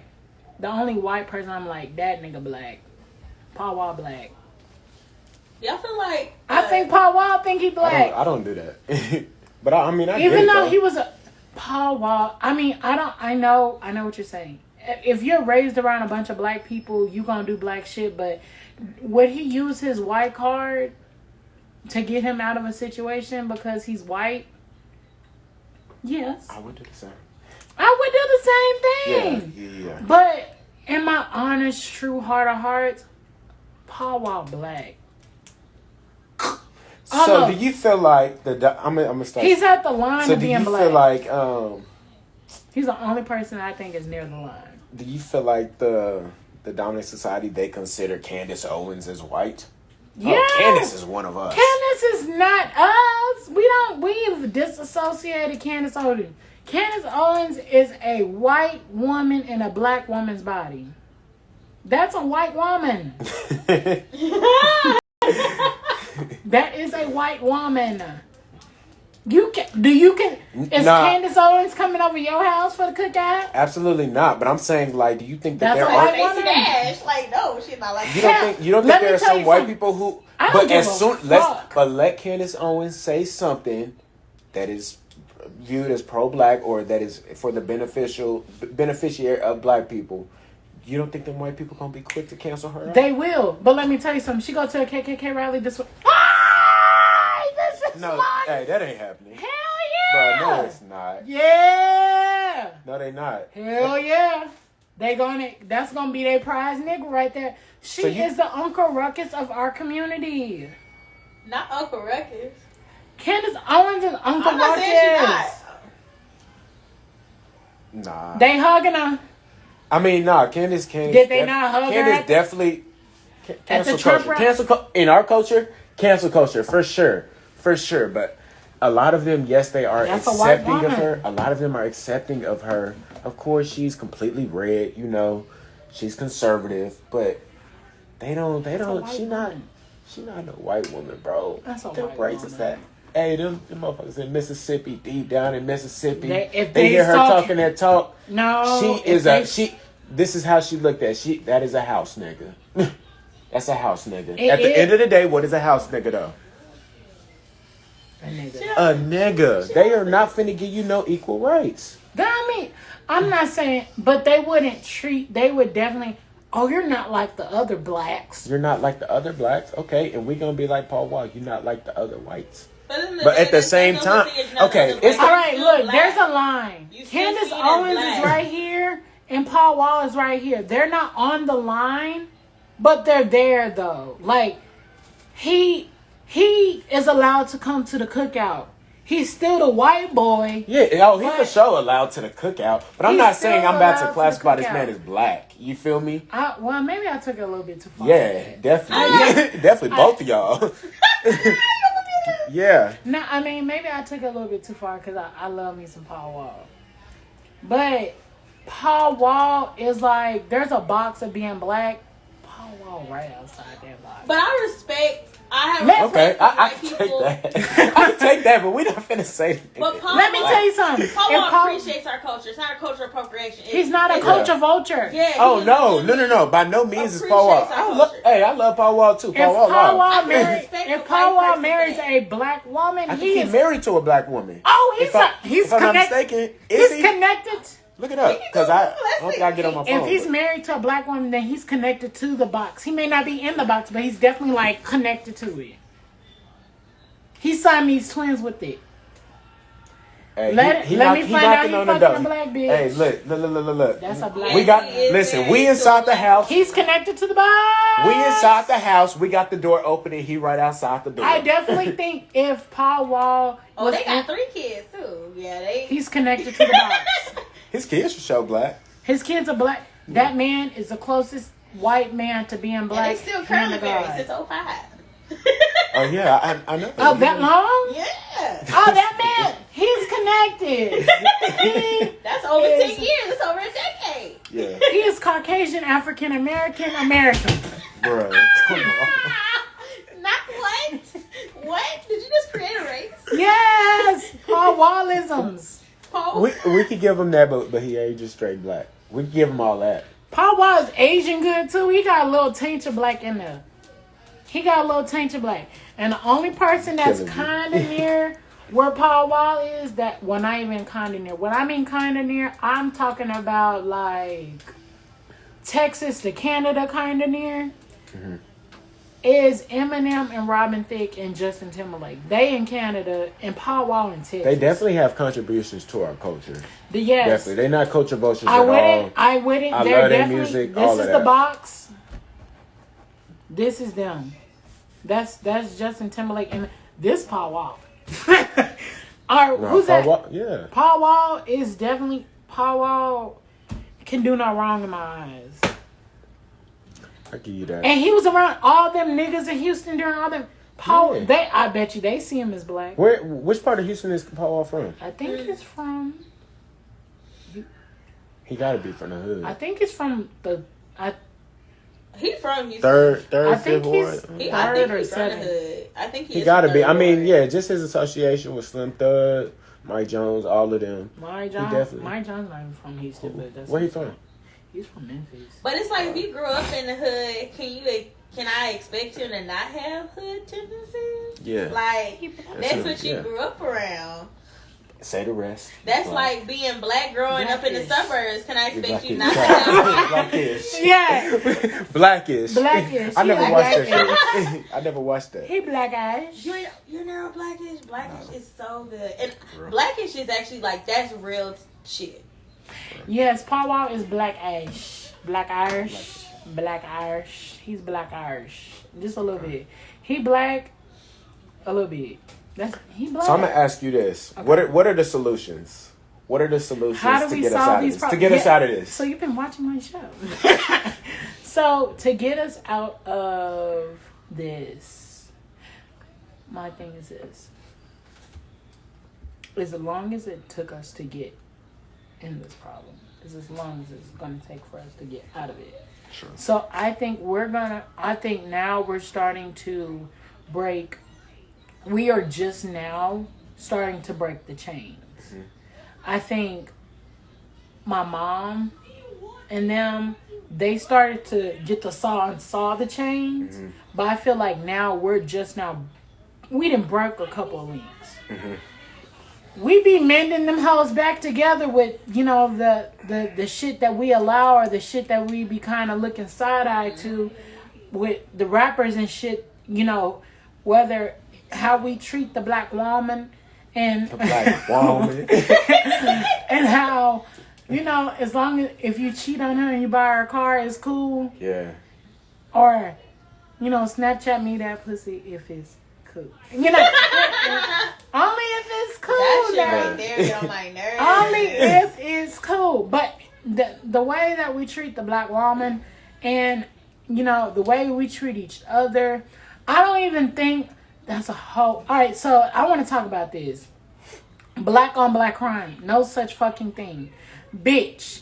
If you live around a bunch of niggas, 9 times out of 10, if there's gun violence around them niggas, you gonna get shot by a nigga. If I'm a white man and there's a bunch of white people and there's gun violence in the community of white people, then 9 times out of 10, I'm gonna get shot by a white man. If I'm Asian in an Asian community and there's gun violence and there's lack of resources. Lack of resources. That's the number If one. there is lack of resources and there's not a lot of opportunity and black people already have a click up crab in a barrel mentality, then I will have to get shot by another Asian man. Yeah. If I'm Asian in that Asian community. So you saying that regardless of where you live, you gonna get shot by that person? So there's no such thing as black on black crime because no matter what community I live in, I'm gonna get shot by. Yes. One, I don't think Asians are prone for gun violence. No, but you gotta also. He's saying lack of resources. The lack of resources in the community. There's not gun shops. There's not liquor stores. But I think black on black violence is only. We are the only people who do that kind of shit. We are at the bottom of no. No, we're not. I'm talking hey, about if you go in these Mexican communities, Mexicans are facing it as well. Mexicans facing it too, but obviously not at the same at the same percentage as we are. They're not at the same level. They're crazy in Mexico. Huh? They crazy in Mexico. But in Mexico, but it's not a systemic agenda that a specific race is setting against another race or another group of people. And it's not even Here, that it's for big. anybody who is considered the minority, although we aren't minorities. But why is it? My thing is this: if we're minorities, to bounce off what you said, I get so pissed about. We're not minorities. If we're minorities, quote unquote, well, why is it such a big issue if there's more white people than us? There are more white people killing more white people than black people killing black people. Yeah. It's not, there's no such thing as white on white crime. Why is black on black crime such a big thing? That's what they like to call it. That's what the media draws against each other. To increase that level of self-hate we already have for ourselves, against our brother, against our sister. Like, that's why I say, like, you get mad when I say, but I'm saying no other culture has that but black culture. But the reason why we had that is because it's to put further and further this. That's why, like you say, white on white crime. Ted Bundy was not killing niggas; he was killing white people. Yeah. Okay. It's a racial hierarchy system. That's what it is. I don't want to reflect on the Ted Bundys in the world. I want to reflect on Rashad and Khalif killing each other, because all that's going to do is help divide. They want to keep the division. That is kind of serial killing. What? When, like, gangs and stuff, that is serial killing. These niggas are psychopaths. They're sociopaths. Literally. Obviously, like, they're not perceived the same as a Jeffrey Dahmer or like the, you know. But it is the same shit. It's the same thing. These niggas, that street traumatic mindset that they have, seeing niggas getting killed every single day. For example, really Chicago, wrong. Like in Chicago, them niggas, they seeing people getting shot every single day. That's just like somebody in the military. When you see this, that shit has a long-term effect on your head. And that's why a lot of military people, when they come back, they be messed up in the head. And the same thing is happening in Chicago and in these other impoverished, low opportunity communities. And the same thing is happening. Like, our people are mentally corrupted, literally. Thirsty ass. I can touch the bottle. Huh? Damn, you drank the whole thing by yourself? Yes. Sheesh. How many glasses you done had? We finished bottles. 3. This is number 3. I'm solid, bro. I'd probably take a little more. Just a tank? Just a little more. Just a tank? A little bit. I ain't got to drive home. I just got to I'll walk be across the straight. street. But I understand why you get mad, Mark. But the reason why they put a spotlight on it is because they just want to drive further. And then also, if I'm sitting here talking about black people shooting each other, I ain't gonna have time to talk about white people shooting us or any of the other. So it's a diversion. Because you control the media. Exactly. So now I got Al Sharpton and Jesse Jackson on here wanting to talk to black people about shit that I don't need you talking about this. I need you talking about the FBI sending fake pamphlets and starting black on black violence. Like, that's a conversation that needs to be had. These that are initially started off as doing good, but we got people twisting it. That's the conversation that needs to be had. Not where we're at. We're here because of them. We didn't start this. Shit, if you look at the origin of gangs were not started to shoot at each other. My bad. Gangs started with the Italian mobs. With the Irish gangs, all of that stuff, it started with them. And like the whole York. Americanized version of it. You know what I mean? Yeah. If you're talking about here in America, we didn't start that. If you go to New York, if you listen to all of the black gangsters how they talk, they all talk like they in the Italian mob. It's literally, it was influenced onto us. And the whole, like, selling drugs and all of that stuff, like, the lingo of it, if you go up to the East Coast, I ain't never been to the East Coast, but I just know the culture of it. But all of that is influenced from them. Like, that's not from us. And think about why we selling drugs. If I can't get a job, or if I got a job and then y'all trying to pay me $3-4 an hour, I can't make ends meet. The cost of living is ridiculous. So you're going to drive me to a point where I got to do for my family. And so I'm going to think about my family before I'm thinking about, I'm ruining my homeboy, mama selling her crack. No, I'm thinking about me and mine need to eat. I wish the Karens in the chest could see this. I really wish they could and understand it. And I think that's what a lot of people don't understand about crack is that at the end of the day, when I'm poor and I don't have anything and I can't make ends meet, and a lot of people don't understand, a lot of people who sold crack, we try to do it the American dream way. Never meant for black people. So now I gotta grind, I gotta scrap, I gotta survive. You weren't even considered the American dream is the land of is basically the concept the of the American land dream of was never meant for us. It was never made for us. So the fact that you're gonna tell me that, if I work hard and I do all this, I can achieve the American dream is bullshit. Well, when we did work hard and we did try to do some shit, you burned it down, turned it into a motherfucking lake, blew it the fuck up, hung us, burned across Tulsa, Philadelphia, New York. all of these black empires. Well, you want to talk about Oklahoma was actually set aside for black people. Blacks are supposed to live in Oklahoma, which is why you have the Sooners, because they came and took that land prior to us getting it. When you had Tulsa, you burned it down. That was literally our own city. Yeah. Movie theaters, banks. There was no need for you to ask a white person for anything. That concentration camp in fucking Mississippi, bitch. That's the shit y'all be trying. Let me stop. So it's like we have tried at a point to sustain ourselves. Y'all won't allow us to sustain. But that's because white people, their biggest fear is they think revenge. They really think black people have enough time on their hands to be like, you know what? We gonna go get y'all. Now there's a few of us that will. I'm not gonna negate that. But I'm gonna say 9 times out of 10, the average black person just wants to live their life, do right by themselves and their family, and provide, and just strive and thrive. That's and it. do a little drugs. That's it. That's it. They just fear the upliftment of black people. That's they fear what the it unknown. is. Yes, exactly. The unknown biggest unknown. fear of white supremacy is black supremacy. Although black people, we don't even think like that. We're not even trying to conquer. We're not trying to colonize you. Nothing. We just trying to eat. Yeah, we just want a few dollars. That's it. We're just trying to take care of ours. That's shit. it, man. And just be great in our own existence. That's all. We're not trying to take over or nothing. I know that's all I want. Yeah. They biggest fear is that we're gonna do the same shit to them that they did to us. Well, I would have been a dead slave. And that's why I said there's a slim few of people that will have that mentality. I would have been a dead slave. That's why I said I would have been dead. I couldn't have been a slave. But I'm saying that, but it's too much energy to backtrack. It's way, and I feel like as blacks we understand that, and whites do not. It is too much energy for me to backtrack. I was a housemaid. They don't have no context. They don't.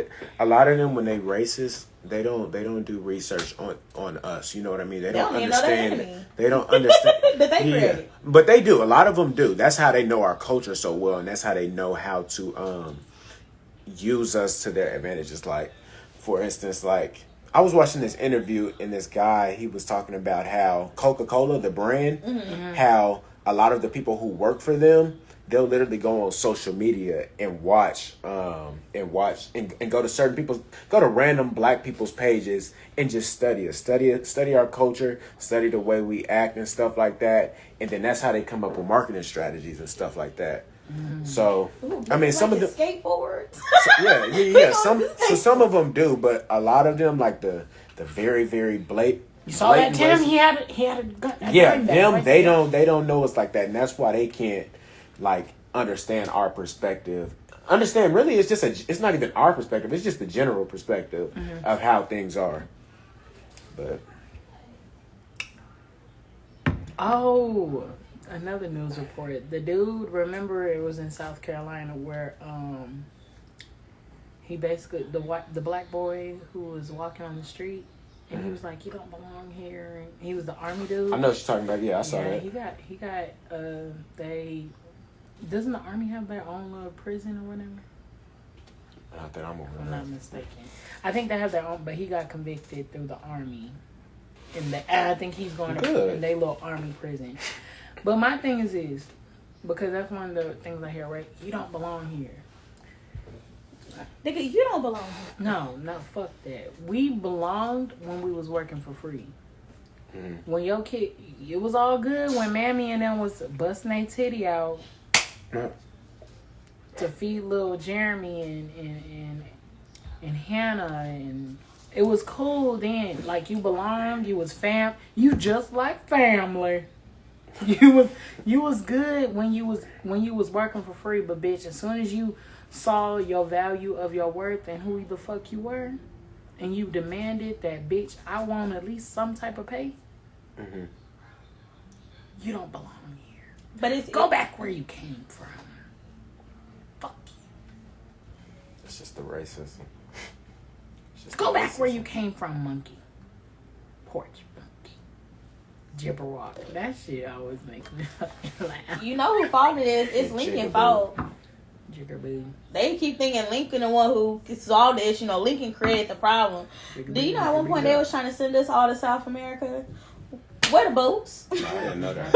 Yeah. So I would have did that. When before he signed the Emancipation Proclamation, which was really like a last resort type of thing, there were all these different conversations that were being had about the black. Because really, I don't care what they try to teach in school.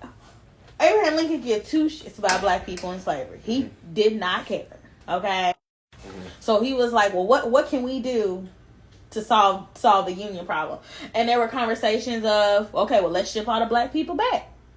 You know, I think if this is what's dividing our nation, let's get rid of the problem. But then you had abolitionists that were like, "No, you know, we can stay here. We can, you know, acclimate. We can be a part of it." And that's not true, because at the end of the day, y'all don't want us here. Y'all brought us here for one purpose, and that was to be, you know, y'all labor. Y'all don't need us here. There's no, y'all could clearly do this on your own. There's machinery, whatever. Okay, now y'all don't have a need for us here. Let us leave. Let us go. Don't hold us here. And I feel like that's why there's so many issues between whites and blacks, because whites realize that they've created this monster and they don't know how to deal with it. They don't know how to handle it. And instead of letting us go, it's like just keeping you here by force and just making our lives horrible. We the only group of people that can't go back to work. And that doesn't make any sense. We don't know where the fuck we came from. Exactly. Mexicans can go back to Mexico. Chinese people can go back to China if they want to. Japanese people can go back. Like, we the only group of people. Like, if we was to go back to Africa, if they were like, okay, all black people in America, you're free to go back to Africa, we would be confused as fuck. We'd be like, where the fuck am I finna go?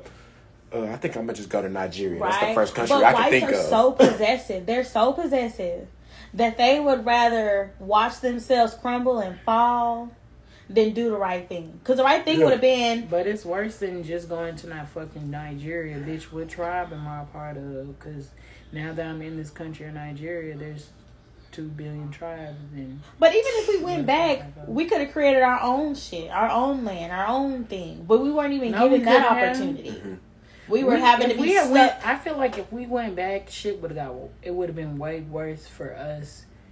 Because look at Africa now, they sucked it dry. But also, a lot of Africans are actually it's very open to us coming back. No, but I'm saying, if they did ship us all off there back there, it would have been way worse for us. Why do you feel that way? They done sucked it fucking dry. There ain't shit left. That's not true for every. I feel like we were definitely the only place that didn't get colonized was fucking Ethiopia, and that's too far for us to go. If they just told us here, all them places were taken over by Britain. All them places was taken over by Spain and France. All their resources, them people had their resources. If we would have went back there, we would have just joined the people that was already there and the bullshit that they were already going through. But black people, one thing about us, we are very resourceful. We can turn nothing into something. We were given scraps and they turned into southern delicacies. Tamisha, we would have been in the same position here that we would have been there because there was I can't say that because we don't know because we weren't given the opportunity. Who knows if we were able to dock on a piece of land and literally create our own city-state. But look at the within Africa. Them people no, but the people that was there, they don't have shit. Them people that's there, they don't have anything. But we don't know what our future could have been. I honestly feel like rather than living in the racist United States, Africa racist. Africa is just as bad. The shit that's going on in South Africa happened here. The reason why we want to make it seem that America. The shit that's going on there happened here. People want to talk about it's happening here. It's current. It's still going on. I'm not even like. But the thing with the apartheid got worldwide coverage and it was taken to the UN. That's why the apartheid no longer exists in South America. Had blacks even to this day take this on a national platform, going to the UN United Nations and making all the other nations actually make America do what the fuck they're supposed to. Because trust me, South Africa would have never ended that apartheid until other countries were like, well, look, we're not going to trade with you. We're going to ban you on this. We're going to ban you. They put pressure on them. That's why the apartheid does this. No one ever stepped up to the UN on a global level and put that pressure on America. Because we were already other places taking shit from other people. We don't give a fuck if people. The only people we honestly truly care about if they cut ties with us is China. That's really it. But if you thinking prior, that's now current. Yes, China. But if you thinking now, before then, years ago, we definitely had way more countries that would have put pressure on us, and it would have been an issue. But we didn't, which is why we're in this fucked up society that we currently live in now, still begging for scraps. Because let me tell you this. If social media being around the world and you seen people getting gunned down is not enough, I don't know what is. But we're not putting no pressure on it. Black people, we want to cry about it, be mad about it when it happens in a moment, and then go on about our fucking day next week. Like, ain't nothing wrong so the next person gets shot. So why should somebody else care about my situation if I don't even give a fuck about my situation enough to make it happen and make a change? And that's the issue with black people. We hear about the now for the 5 minutes, but then we go about our day. And then we act like shit don't care, like it doesn't affect us. And that's why this stuff is reoccurring. Or it's a forgiving group of people. Very forgiving. We're quick to my forgive, and then bam, we forget about it. Like last year. Big forgive and forgetters. The whole summer, we was hard with the protests. Hard with the protests, hard with the pro-black. Hey, this is me. Like, we were hard with all of that. And then once the fall came around, winter came around, all of them same people you saw who was supposedly pro-black, posting all of that stuff on their social media and all of that, disappeared. They back to their normal lifestyles. And I'm talking about black people. Obviously, the white people, like, they was posting what they was posting, putting up the flash. But we're just a forgiving and very forgiveful group of people. Like, and you can see it now. It's evident in today's society now with slavery. Like, a lot of black people, you hear them talk about that, like, yeah, it was really messed up. But now we just gotta forgive our white people, bro. Like, just let it be what it was. And I'm just like, no, you gotta really hold them accountable for what they did. Although they're not the ones who the ones who are living today aren't the ones who did it back then. You got to hold them accountable for making changes today so that we can dissolve this systemic issue that's going on against us, because it's not going to go away. It's just going to continue. That's my take. My thing is, I'm not one of them, oh, I blame you. Like, I don't even like when people come, like, I'm not even a protester. I wasn't even somebody that protested. I'm thinking we beyond protest. Yeah, definitely. I'm gonna tell you, the reason I protested was for the experience, because I already knew like the protesting wasn't gonna make much of a difference. We've been protesting for 60, 70 years, and look how we've received no changes at all. So I protested for the experience. I just wanted to see like what it's like, you know. And when I went down there, you know how it is in Austin. But at the protest, it was about, what is it, a 6% percentage of black people in Austin? That's what it was down there, literally. It was no black people at the protest. But I just wanted to go do it, you know, put the work in, you know, say, hey, I actually got the protest.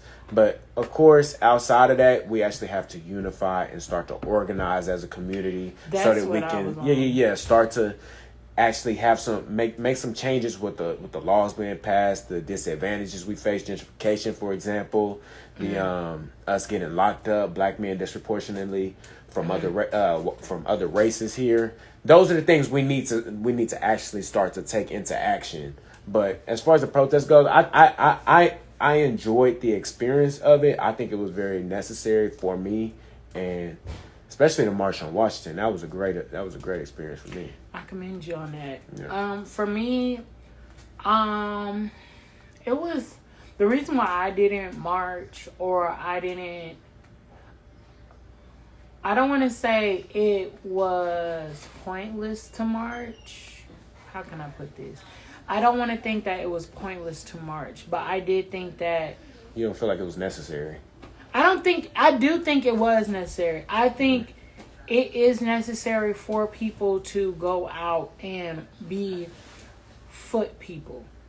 Like, there needs to be worker ants, there needs to be people behind the scenes, but there was too many people that wanted to march and not enough people that wanted to be behind the scenes. A lot of people just went to there was too many people with the wrong kind of the reason why they were marching. It was too many people going out there with the wrong intentions to march. Right. They wanted to go to march because that was the thing to do. It wasn't, they weren't I wouldn't have had... It was the fad. Everybody wanted to... I would have had a problem with people going to march because they wanted to march for justice. They really want shit to change. If that was the reason why you marched, you know, I would have clapped you up on that. I would have said, you know what, I commend you for going out there because you really want to change. But a lot of people were doing it because it was the thing to do. It was cool. It was... You know, everybody's marching. Let me go out here and march. Let me go out here and do this shit because everybody else is doing it. And that's where I had a problem with it because it had lost the meaning. And I didn't want to go out there with no meaning and no purpose. And I feel like the reason why people were marching, or a lot of people were marching, was it had lost the meaning of what it was. Like the marching back then, people actually marched because they wanted change. Everyone there went there because they want to change. Now, and that's because everyone was being affected by the system and how everything was being taken care of back then. Nowadays, not everybody's being affected by racism or police brutality and stuff like that. We were just down there because, hey, Mark, I'm going down to the March on Washington. To the March on Washington. I'm going down to the march downtown. Do you want to come with me? Yeah, sure, I'll come along with you. Yeah, bet. Let's go. Bam, we just down there, we holding up a poster, saying the chants and stuff, but there's no substance behind it. There's no real meaning. Like, you're not really doing it from your heart. I feel like it lost the genuality about it. It lost the But then again, we also speaking from two African American individuals who are passionate about the upliftment of black people living in Austin. if we lived somewhere like, what's a predominantly black Atlanta. city? Atlanta, Or exactly. DC. Atlanta, Houston. It would have been different. We probably wouldn't be the essentialness of this conversation right here probably wouldn't be the same. You know what I mean? If Because we had lived I'm in sure, a different place. yeah, if we lived in a different place, like if we lived in a city where there was actually a lot of black people and there were still issues going on there. Like I think it was like what was his name? Jacob Blake. Mm-hmm. Yeah, it was in Atlanta, right? It was in Atlanta. Yeah. Atlanta. Yeah, that was like a week. That was during the same amount. That was during black the same. dude who was jogging. Exactly. Yeah. So when they protested, it made sense because this is a black city and this bullshit going down. You feel me? Mm-hmm. Like, yeah. So you think because of where we're at, it had lost the meaning, and I could definitely see I mean, that. it wasn't black people down there protesting. It wasn't. I was like, it wasn't like when I got down there. When I got down there, Hispanics, it was a very weird black feeling. I was families. looking around. I was like, where the niggas at? yeah, I was walking, because marching, we going through the city and stuff, and I'm just like, what the hell I is would say this? besides you, I was seeing my friends of other races, more so than black people, saying, black I'm friends. down here, da da da da. Come, and then it's like you and maybe a couple other people that I know from like other organizations, but it's like, dang, not a lot of us down there. Yeah. One, they were shooting people with beanbags and shit, and then also the other thing, people were threatening to shoot the shit up, and I was like, I'm not down with that shit. Yeah. I don't take shit for granted. If I hear somebody say they about to shoot some shit, I don't give a fuck what the cause is. Despite y'all, of course, Bitch, because I know y'all are for the movement, but if you can't even go down to the protest, that tells me a lot about yourself. Like, if you can't even go down there just to show not even show your face, but just to do some form of action to go against these systematic issues, then that tells me that you're not for the struggle at all, despite y'all, because I understand your purpose and stuff like that. I don't want to necessarily be the forefront. My face don't have to be out there. I don't have to be Martin Luther King. And you don't even necessarily have to go down there and do it. Look what you're doing. You have a podcast, and look what we're talking about right now. Yeah, this is what I wanted to do. Look at this. Look at you. You have a black-owned business, and look, I think just everybody like that. has their own platform. Because I get 100% what you're saying. Because my thing is, you're not going to go down there and don't say nothing about it. That's always my biggest thing about it. Or let's say for me, protest, not that I'm against it, but that's not my speed. And I can at least say that. That's not my ministry. But at the end of the day, I'm going to find another way to be involved, to help my community and do so. I can respect people like that. Because at the end of the day, everybody has their calling. What you say? That's not your ministry. Everybody has their ministry. And you should do that. But if you're not going to do nothing, please do not talk or tell me anything about my community, what the community could be better and they're doing. Because at the end of the day, your community is everybody. If you see an issue, you see a gap. People were getting mad at me because I was saying I said, I'm not going down there. I think it was I thought it was a waste of time. That's what I personally thought. And what was your explanation when people asked you why? People didn't even let me get to that. Oh. I mean, back then, now, hindsight being 2020, then I didn't have a filter. I was just like, I'm going to say what's on my mind. But now I know that I have to word things differently in order for people to understand. Then I don't give a fuck. Then I didn't give a fuck if you understood me or not, bitch. I'm not going down there because I think it's a waste of time. And I didn't think I needed to explain it, bitch. It was. And Mark, let me take my person. I'm being personal right now. Usually I don't act like this, but I thought it was a waste of time. I really thought, like I said, yeah, it's bringing awareness, but awareness to what? What is your cause? You don't have, you marching, but what is you marching for? A lot of people if I were to go down there and if I were to interview people and I asked them, what are you marching for? What are you here for? Why did you come here? Oh, because the Black You got to Lives also Matter ask movement. those people that too. You got to ask the people who went down there, what are you marching for? What are Not you why marching aren't you? for? Because I'm black and this is for black people and Yeah, come on, bro. They was too busy arguing. Because they killing black people. That's why. All right, who they're killing killing black? white people too, so Yeah. Who's killing black people? Why they killing black people? Cause we black and they white. Get your dumb ass on somewhere, bro. It was too much ignorance. You be interviewing and be like, what? Yeah. It's too much ignorance. Cringe. Nobody was going to give me no deep philosophical motherfucking answer about what the fuck I wanted to hear. People were going to give me the because they out here killing the cops. And you know, my little cousin Ray J and Just miseducated. I mean, we just uneducated. Shout out to my homeboy Martell, you know, Shaka the Bully, uneducated and miseducated, man. And we surround ourselves around the wrong people. That's so what it is. I was not going to grace my presence or my energy around a bunch of mixed opinions, and then you got the few fake woke black people that was out there that they called themselves. I feel like, and then a lot of things. But there was a lot of genuine people. Yeah. There's a lot of fake woke black people that just want to be in the forefront. They just want to be seen. For example, it was some Hebrew Israelites that was out there. Oh, I hate them niggas. And them niggas, they out there and they trying to get white people. They're like, bow down to me. Bow down to me. That's too much. I'm like, nigga. No, because they talk about black people too. I remember I went to the Dallas Fair. Look what you got on. You don't cherish yourself, black woman. Yeah. I said, nigga, if you don't get away from me. So I don't like that. But bullshit. like I know Chaz Moore personally, and when Chaz Moore, part of the Austin Justice Coalition. Don't know. Y'all need to talk to each other because y'all would get along. I don't know. When he puts together, them rallies. I'm gonna have a black Israelite on my show, so please. No. I actually was friends with one. No, you should definitely bring them on. Yeah, I'm gonna have one on there. They mean I feel like you should bring everyone from. I feel like you should bring someone from every different black religious group. I'm here for the black Muslim. Obviously. Yeah. Oh, definitely. After reading Malcolm X's autobiography, I'm definitely tuned in. Yeah.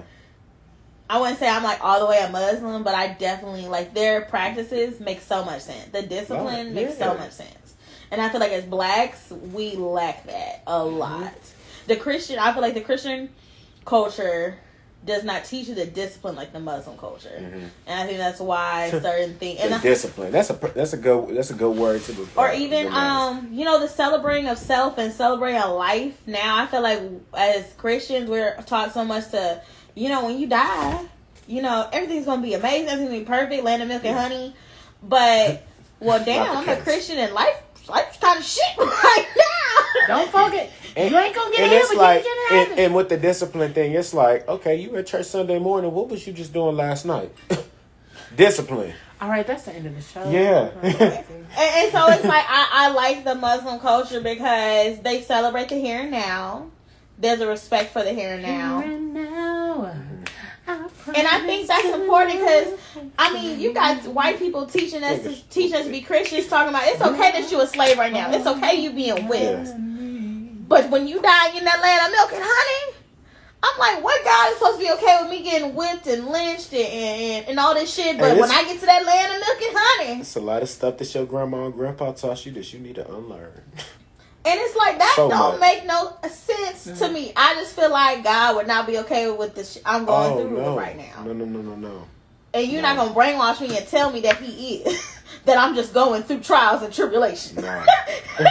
And you can't tell me that my God and that white racist ass Karen God who practices the same religion as me, that we going to the same place. Come White on. people just use religion to okay the bullshit they do. Okay, but a lot of them genuinely do believe in that God.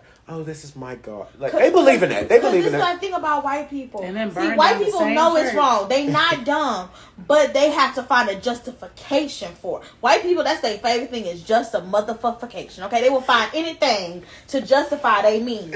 We raping black women. Well, There's a reason. This is my most. I'm gonna get my lines blown up. Hey. So these are just views and opinions. So like opinions. They find and it's the truth. Nothing that we talking about is is false. Nothing else. And that's the same thing with just living in a black society. We all know that these things aren't okay. I'm not just even talking about blacks. I'm talking about, they have the immigrants in cages and shit like that. That shit's not okay. As a human being, the shit that's being done to each other is not okay. But see, whites, we gonna find a justification for it. We're not gonna acknowledge that it's fucked up and that we need to do better. No, I'm gonna find a justification for that motherfucker. I just want to put, I don't think all white people are this. No. I just want to put that disclaimer out there. Because people, I've noticed this, people love to play victim about some shit. I'm not talking, if this shit don't apply to you, I'm not talking to you. But if it apply to your granddad, that's who the fuck I'm talking about. But my thing is this, the only problem I have with people it don't apply to is you not speaking on it, or if you're in a place of where some people are speaking, if you're in a place or surrounded by people that think the negative shit I'm talking about, and you're in those places, and you're not doing anything to stop it. Now I'm talking about you. Well, like Michael X said in his book, when I was reading his book, that it's that there's nothing wrong with, the white allies. We respect them. But if you are going to be a white ally, there's so much more than just saying, I agree with you. Mm-hmm. Oh my God, what they're doing to black people is so bad. No, you need to put your mouth where the money. I feel like a lot of allies feel like if they acknowledge it's wrong, that's all they need to do. No, you need to go to your counterparts. So as far as the allies go, do you feel like the allies should join the circle of the black fight? Do you feel like they should join in and be a part of our you definitely shouldn't join, because you're gonna have join. But if you want to do something, like I said, put your money in your mouth, and you need to help with the policy, because we know a lot of black people don't understand policy. They don't understand that the real change is done via paperwork. I mean, we can march all day long. They did in the 60s. Mm-hmm. But if you really want change, you gotta get your senators. You got to get your representatives. You have to go to Congress. That's where the real change for the American government. Mm-hmm.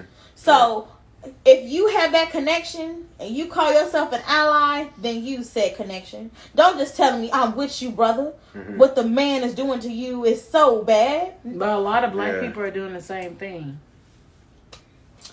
I'm not gonna negate that either. I think that that's the house slave mentality. I done made it up here. I done made it to the big house in politics.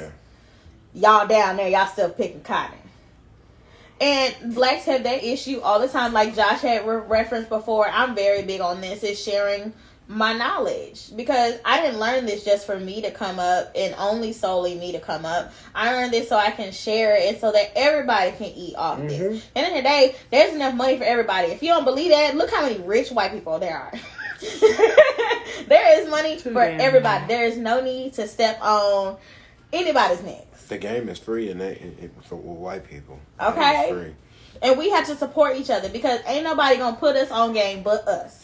We're not supporting all black. I don't even like that.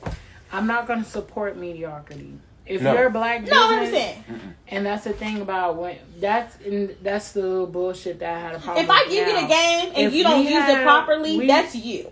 Not even that. We shouldn't expect to, when we go to black businesses, I don't want to put no names on it. The service starts with a K, but it ends with an E. But you tell me after.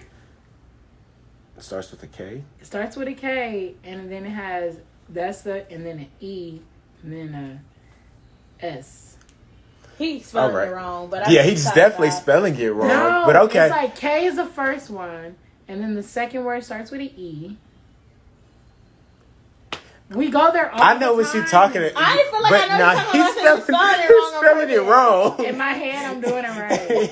But okay, go ahead, bro. Go ahead. But in my head, I'm doing it right. But like we shouldn't we shouldn't go to like a rib shack or something. It's gonna take 2 hours for you to get your food, but your food gonna be good. Or we shouldn't. That's what they be saying. Hell yeah. Oh, no, big dog. No cap. I did wait 2 hours for like some chicken and waffles. Oh no. No, I have been when I use. There'll be places like, ooh, I know I'm gonna wait a long time, but it's gonna be worth it because my food's gonna be. It shouldn't take over 45 Well, minutes. that's like Turkey Leg Hut. You seen that line? Hell yeah. Turkey Leg Hut. That You talking line- about Houston? Yeah, that line is Yeah, dumb. You Or know- Breakfast Club. Yeah. You know it's gonna be- What? But it's not even on certain days. Like you're like, oh, Saturdays. It be every day. Every day, fam. Every day. So like when you go, we shouldn't have these set expectations, or we shouldn't have these over high expectations with black businesses. One, if you say your shipping is 2 to 3 days, then bitch, it needs to be 2 to motherfucking 3 days. Yeah. And also, we shouldn't be like, if it take over the 2 to 3 days, oh, I'm not ordering from you anymore. Let Amazon take more than a day, and then you be mad, but you gonna order again. Yeah. So you gotta have what you do in some places, you gotta do in all. No, that so is. if you get mad, or if the rib shack fuck up your ribs, I'm not going back to the rib shack. But if McDonald's done fucked up your order 9,332 805 times. I asked for easy ice. Bitch, and they gave you no ice. Yeah. And you keep going back to fucking McDonald's. Yeah. We gotta give the same leniency that we give to all these other businesses that we give to black. We need to give the same leniency to black businesses, but also black businesses. If you say your shit is 3 to 4 days, then it needs to be 3 to 4 days. My shipment shouldn't come 2 weeks later after I fucking order it. Like that's too long. It's 2021. Amazon is delivering shit in a day. The longest I want to wait is 5 days. Like. Hold on now, because coming from a small business owner. I understand that, but I'm saying the longest So I should wait, if you are organized, is a week. Pause. You know your tights? My next launch, the launch that I'm currently working on. Yeah. I got it from China. So y'all's tights and everything have came in, but I'm still waiting on my shorts. You know when I ordered the shorts? Towards the end of July. I'm And still I waiting remember on when it. That's the reason why I haven't. Yeah. But you have quality checks. Then it has to go through customs. Yeah. Then you have to quality check your stuff. Yeah. Don't Mark, even put your okay, shit. I'm just speaking. Your leggings is at the house. Well, They at the house right now. I'm just speaking speaking from business. I'm just speaking from a consumer because I'm impatient as fuck. I'm just speaking. That's why I only order from Amazon because I know my shit's gonna be here next. I know it's gonna be here tomorrow. Tomorrow. I love you. Tomorrow. I don't want to wait 2 weeks. If I have to wait 2 weeks, That's good. oh, you good? There you Damn, nigga. Nigga trying to have me crawling out this hole. Yeah. No, but It's all good. I'm gonna babysit it anyway. as you should. I don't want to wait. I hate waiting. I think that's the only reason I'm speaking on that. I know all the ins and outs of the game. That I'm a small and all the other bullshit. Yeah. Everybody don't have a big factory. I understand that. But from an impatient person, I want my shit now. If I order it, I want that shit to be on my doorstep after I click. Because if you don't have to wait on my payment, bitch, then I shouldn't have to wait on my I'm payment. gonna So this advise you happened to never multiple order times then. online. What? With your Oh, am I speaking from a hurt place? yeah. Yeah. Okay. Okay. Like, This ain't you a should one-time just buy thing. everything See, from the store. I've always had good service there, so I can't. Really, Where? The place you're referring to. Oh, from that place? Yeah. No, my shit has been cold. My shit, I've waited 2 hours. What, an hour and 45? Let me not put stank on shit. I've had, the very first time I ate there, it was good. But when I ordered, like, the breakfast, like, I just got grits, hash browns, and I think I'll only order grits and hash browns. Mm-hmm. That should be at the longest. Like, maybe there was a fire in the kitchen. Somebody was late. 30 minutes. Yeah. You using instant grits and potatoes. And they always give you the same type of answer when you ask, like, why my food taking so long? Why? Like, the is your service always like this? They always, what did they? I don't even know the excuse. Yeah. Their issue is, this is the issue of not having systems implemented in your business. Yeah, Okay, that's the other problem I have with black businesses. They do not take constructive criticism at all. You can't like they're But like it's they're, just emotional. They don't take Yeah. business seriously because it's my thing. It's one thing to be cooking in your house, cool, that works. But when you decide you're ready to scale up, you cannot half-ass the scale up. You must be willing to invest in all things. You can't just go on Square and, I'm going to order me a little iPad and a little stand and I'm in business. Yeah. No, that's going to require you. Now I got to hire a kitchen manager. Now I got to get a scheduling system. but, now but, I got to... but while we on kitchen manager and shit, stop fucking hiring cousin Ray Ray and them. They ain't never had no fucking You kitchen can't have experience Rashad who in just... the fucking kitchen. Look, just because Rashad just got out of Rashad, he used to make the need a best job. spread in the space. Not the best spread. Don't mean that nigga know how to fry chicken. Yeah, really. And that's on God. You can teach somebody how to fry chicken. You can't teach somebody how to run a kitchen. That's the problem I have. No, It's that takes leadership. That takes leadership. It takes because responsibility. Because But you're my leadership- homeboy, I'm allow you to run my shit. It No. takes money because see, it's cheaper to hire Rashad and them And than to also- hire somebody with 5-6 years of experience. But all of that stuff has to start with the owner, Oh, the 100%. creator of the business. You're the not person ready to who's delegate. running the business. If that person's not well oriented, then you can't expect for the employees to be intact either. Like they're gonna have flaws as well. My thing is, you're not ready to delegate. See, you still want to live your best life and all that money you're making, and then you still want to run your business. You have to choose. Either you're going to live your best life and be a host, and pay somebody to run the business, or you're going to have to run the business and you can't live your best life. But the thing about that business we are talking about, so I don't just come off as negative. The food was good. I've never had. I The love their food food. may have been cold, but when I warmed it up in the microwave, the food it was was good, still good. So I've quit never had bad food. And the vibe. So The quit vibe is complaining, always nigga. amazing. What? So quit Fuck complaining, no, nigga. bitch. If I go to motherfucking Perry Steakhouse and I expect it, I have the same expectations wherever I go eat. One, I really can't eat a lot. So, bitch, when I do go out, most of the time I'm cooking. When I want to eat, I cook. So whenever I do go out to eat and I be like, ooh, let me have a little cheat day or whatever. Yeah. I be having high ass expectations. But Perry's will always meet those standards. Yes. Hey, Perry's don't mess up.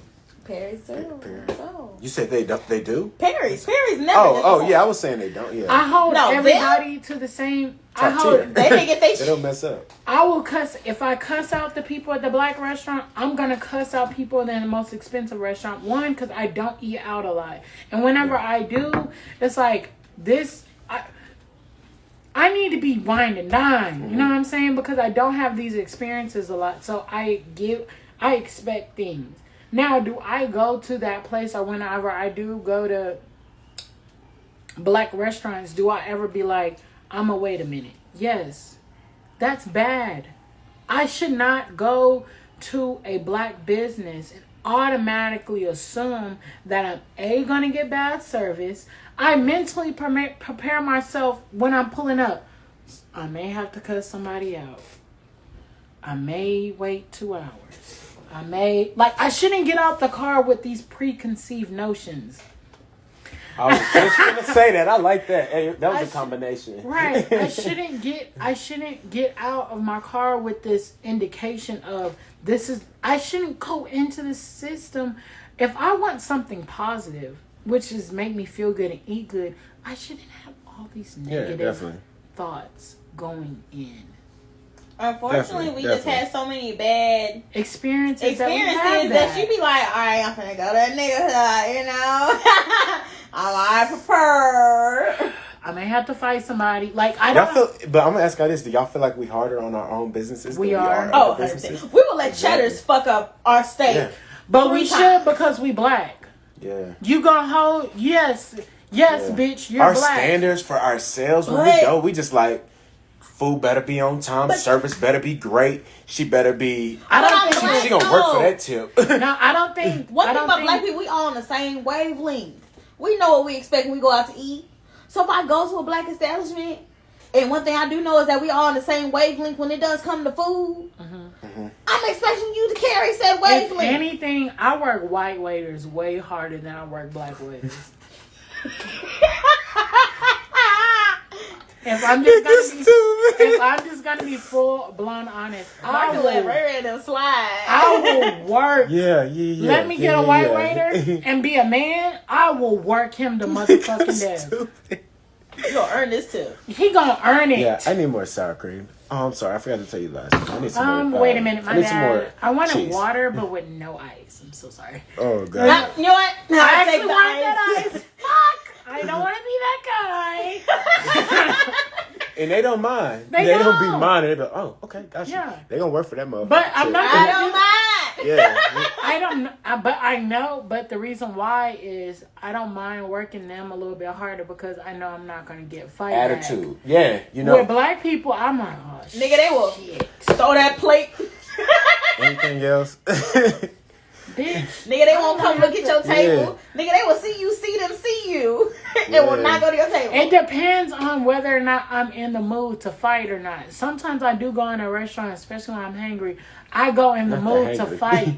Yeah, I go in the mood to cut a motherfucker. Bitch, I dare you not to bring my water out on time, bitch. I motherfucking dare you. Because you already hungry as shit. Hell yeah. Hungry as fuck. I have hangryism Mark, too. you are the customer from hell.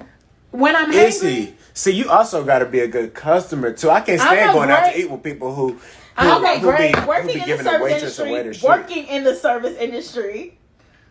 I'm a great customer.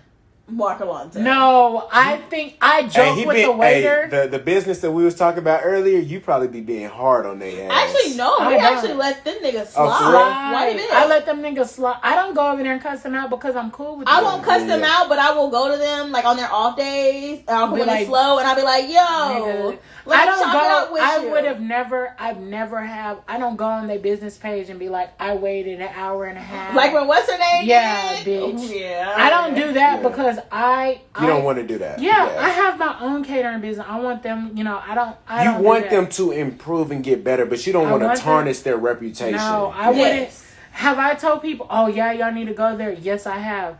But if I'm with my friends and we've all been there already, am I going to talk shit? Yes, I am. But am I going to talk shit around somebody that hasn't been there yet? No, because I don't want to give them this preconceived notion that this is what it is. I want you to experience it for yourself. Yeah. I allow people to have their own experiences, and then when you come to me and you have shit to talk, I'm going to say, well, I've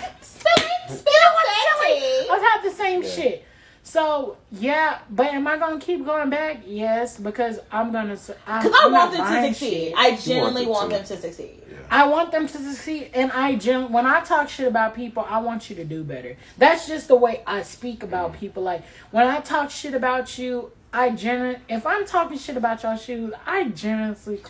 I just want you to do better. I want you to have better shoes. If you stink, I really want you to start putting on some deodorant. Yes. I want you to start washing your clothes. Okay, devil's advocate. Okay, what would you like for them to improve on? I want them to get a kitchen manager. They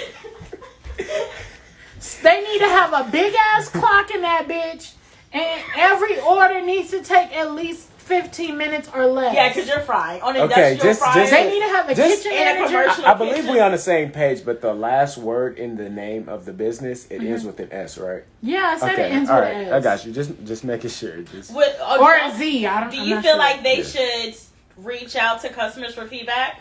Because I feel like people don't do that. People don't. They don't want them surveys. Trust and believe they don't want them surveys.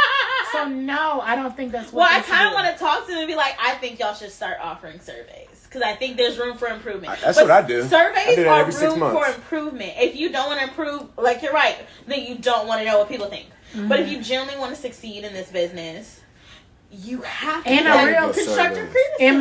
But then again, I mean, I'm sure you can leave reviews. I'm sure they check their reviews. They do. No, I'm saying generally ask. I'm going me as a business. I am asking. Mm-hmm. I did that. I offered a free candle tin, and I was like, I want you to give me feedback and reviews. Mm-hmm. And there was stuff that like, okay, I need to do this, and now I'm seeing me doing what you asked me, the conversion of more business. So you can make the improvement. In a realistic world, that would be fucking perfect. But it's not like they haven't seen a drop in business from not asking for said feedback. You can't tell me they're doing as good as they did when we was all outside during quarantine compared to now. In a realistic world, that would be the great thing to do. You know? But when you have a nigga mentality. When you have an NM. When you have that. I mean, you already said it. Right. But, you know, I like to, you know, abbreviate. When you have an NM mentality. You're not going, nobody can tell you about your shit. You know what I'm saying? Like, I don't like when people come in the kitchen and tell me, oh, I think you should do this differently. Or, you know, like my mom the other day, she was like, you don't measure anything? No. I let the spirit of God lead. Tell me when to stop. Yeah, because she be like, so you're not going to measure it? So I'm like, no, I just let the spirit of the Lord lead me. Yeah. They're like, You're not gonna lie. Yeah. No, I don't. And I don't eat meat. My food was seasoned good, wasn't it? I don't. I'm about to go get some of the wings. It was seasoned really good. I didn't try not a motherfucking thing. Hey, don't be mad at my to-go plate. Take as much as you want. Say less. I know. Because I am. People get hungry. And I didn't even try the other wings. I just tried. You just tried that one. What was it, barbecue? Yeah, that was barbecue. Yeah. I didn't try not a motherfucking thing. All I said was the ancestors said, oop, I need a little bit more. Oop, I need a little bit more. And everything just comes out just great. Yeah, it was fire. Flavorful. Like, it's just very good. And I'm not even trying to hype myself. I'm just going off what other people it was fire. You ain't lying. I'm just going off of what other people fucking tell me because I don't eat meat anymore. Honestly and truly, I feel like my food has improved from me not eating it. I be seeing it on Instagram. I be like, that look good. That look good. That look good. Now you wonder why I can't lose weight? You see what he cooking up here? And That's you gotta do. So how great. you gonna be looking out for yourself for show weight, but you not looking out right? for your It sister? ain't No, fuck That's that. wrong. No. So everything Fuck everything that's bullshit. non-vegan, this nigga be making the shit out of it. Hell no. Tripping it out. Fuck that. No, Mark. But his vegan stuff probably be nasty as hell. No, my vegan stuff It's be good good too, as right? shit. I believe Hell it. yeah. I believe it. You Yeah. wanna? I will make you some fried chicken. Like he made that lasagna. Why you don't just eat his vegan They stuff? don't. They don't even want to try One, it. can we start here? Mark does not cook. Enough. So what you be eating? Oh, you do. just you No, don't eat a lot. I make enough for me because I don't have time. No, the only person that really eats my stuff is my mama. Yeah. Oh, So it's when the younger sisters that don't really. They don't eat that. even fucking. I'm fuck not gonna with lie, the fried chicken on the oyster wasn't bad, but I'm texture sensitive, and so the texture was different for me, and that's why I couldn't eat it. Them hoes was banging, nigga. I don't know what the fuck she was talking about. Them hoes was good. I'm not saying they weren't. I'm saying like It I don't gives eat it- beans, so like I'm very textured. No, them Yeah. so I made fried. So basically, I made fried chicken out of oyster mushrooms. In my opinion, they give me a texture of a catfish esque, like a catfish chicken esque, like a very. It gives me like a chicken tender, but it's how they beat the meat down, so it's real. It's really. But it wasn't bad. It was just the texture for me. The taste was great. The texture for me, it was perfect because it don't really fall apart in your mouth. You do have to chew it, but it's not going to give you the same kind of chew that a chicken is going to This give nigga's you. a cook. You need to be a chef, boy. I am. I think if you use the liquid I got smoke next my- time, Mark, Shit. I might be able to eat it. What? Liquid smoke. For what? Because it kind of gives that bloody, like what I noticed, what is it? I forgot what company it is. I don't use liquid smoke because it's not alkaline. It has like weed and stuff. Oh, well, like a lot of reason why we like meat is like that the meat taste. And so if you're able to implement that in your... Now, I'm pretty sure if I did this, if I put chicken bouillon on that motherfucking shit, if I use that in my seasoning, I don't. The only seasonings I use for pretty much anything that I use is I use onion powder, clove, ginger, and I use ginger and onion powder together. That makes garlic powder. I don't use garlic. And I use hella cayenne. My shit is usually spicy as fuck. That's the other reason. I love spicy food. So I be I cayenne. hate spicy food. Oh, I can't stand boy. it. I I'm can't talking stand about- it. Nigga, Hey, Booty hole burn. if you put a spicy plate in front of me, I'm gonna run through about 10 glasses of water. My shit gonna be. I swear to Let me God. tell you something. Let me make you a spicy meal. I bet you your ass will eat that whole shit. It's gonna be good. That's the thing. I think it's I good. love spicy food. I It's want to be good. like The this. taste is good, but it's just that spice, man. That spice be, yeah. Talking about sweating, nose got a spice. puddle But of water your on blood it. pressure gonna be good though because it opens up your arteries. That's Your the only pores, reason- yeah. That's the only reason why I use hella cayenne because it's like good and healthy for like your heart and stuff like that. Yeah. So so ginger, clove, cayenne, all that. I use that basically on the same every meal damn near. Mm-hmm. If I want to make mashed potatoes, I don't use russet potatoes because it has too much starch. I use red potatoes because those are the least amount of starchy foods and they're small. Using your small stuff if you're going to get organic, or if you can't get organic, the smaller stuff is the healthiest to use. Right. So I use red potatoes are good. and I mash them up, and people be so against water. I use a taint of water and I use hemp milk, and I use all my other little seasoning. That should be good. I use a taint of hemp milk because it has a strong taste to it. I have to start taking classes from you, sir. I make videos. I train you train me. We know what? exchange Hey, services. Let Hey. me tell you something. You do that. If I work out, I will cook all your motherfucking meals, Josh. That's a hell of a. Oh, Mark, you need to do a segment, Yes, a sir. cooking with Mark segment. That shit would be fun. Yeah. I mean, that's what I got my cooking videos for. No. Niggas really come cook with your ass. Oh, like a class. Yeah, like a cook with Mark. Yeah. I will. For real. I bro. will. I am working. Y'all telling all my business. That's on my vision board. Y'all telling all my business. That's on my vision board. But We're gonna get you a commercial kitchen, get our ring lights. Yeah, get you right. discard everything she's saying because this is not going to come to pass yet. But yeah, I that's on my vision board to do that, and that is on my vision board to have a cooking class. It's called a hood cooking class because I cuss a lot, so like that would be Keep it black. Keep it black. Class. Yeah.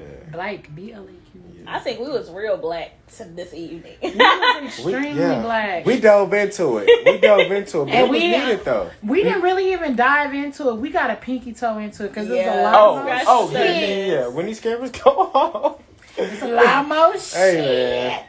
We can say. Yeah. But I feel like I was really nice. it was really I was nice. You were. So, I was nice. So, all right, Josh, you know what? Let me give you your flowers because I know you. Yeah, I did a good job, right? Hey, if you know me, I know. you know that I held back. But No, Josh, like other people may know you, but I know you. Yeah. And when I was like, I'm gonna give this topic to Josh, Yeah. I don't want people. I had to repeat a lot of the same words instead of saying certain words that I normally use. Say.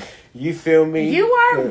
Some of the things But you make Josh That's the touched Capricorn this in topic me. very tastefully. It was very tastefully. That's the done. Capricorn in It me. definitely hit my tongue very tastefully. Everything you said was very Like, it could be Because- received tastefully. You shook me tastefully. You know, like everything was But done. that's what I say, that we have to say things in order to get our point across. Exactly, because everybody's not going to conceive the message the same way. Yeah. Like in our community, because this is for everybody to be able to Yes. hear. This isn't just for us, this is for the Karens, this for the Gervantes, this is for everybody, this for the Julios, everybody. We want everybody to listen into this and get a good message from it. And Either you learn and you want to do different, or you implement some of the things that, like, hey, maybe I want, really honestly and truly, I don't want anybody to feel bad or to feel like I attack them or anything like that. I really want this to be this Like a is the learning way I was doing it. I want to change, but everyone doesn't have that outlook on life, and I understand that. You know what I'm saying? everything not for everybody. So how the fuck you look at it, that's on you, bitch. But I know what the fuck I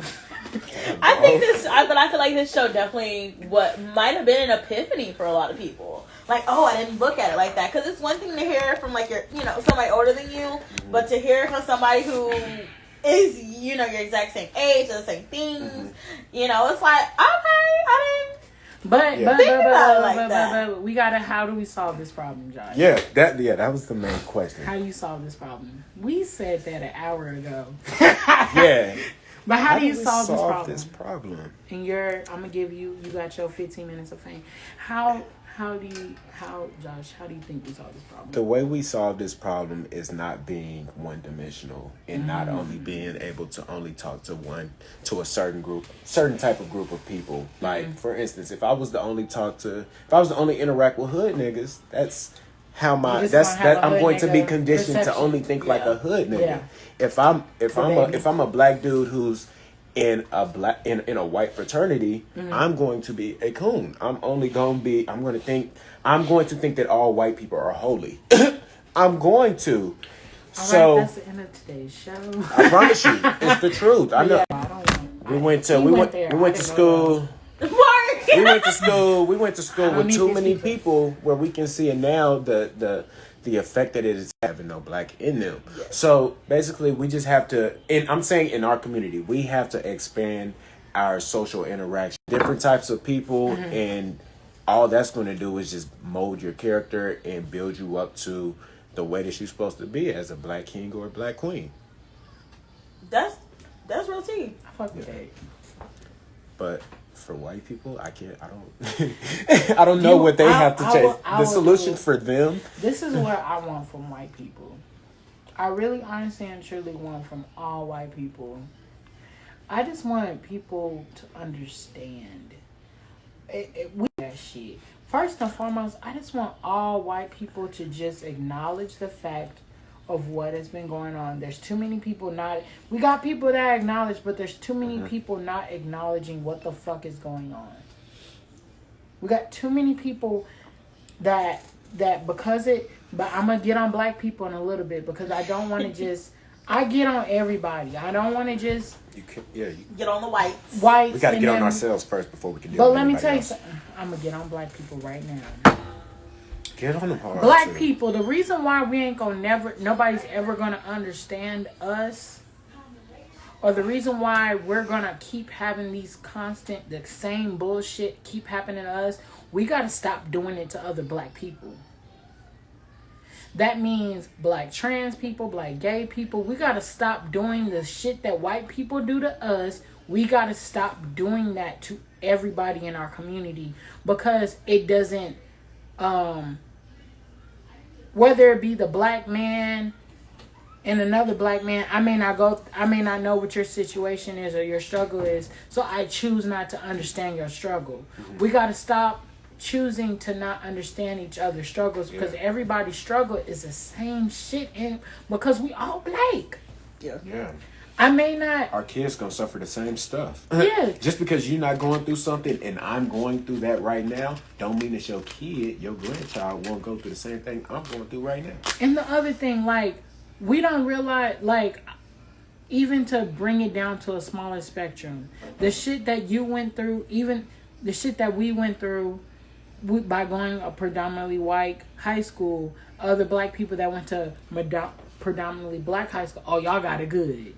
You know, we don't see the struggles that we went through of how we weren't getting the same shit that other white students may have been getting. You didn't see the struggle. All you saw was Henderson considered predominantly white? Well, yeah, we are in white.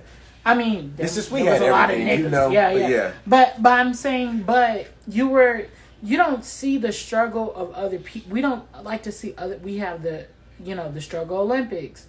We like to say, we went through this, and we don't see other people's point of view. We don't see other people's shit that they have to go through because we don't see it, or it don't necessarily, it's not my focus, so I'm good. So we can't expect white people to understand the shit that we going through if we doing the same exact shit to other black people and to other races.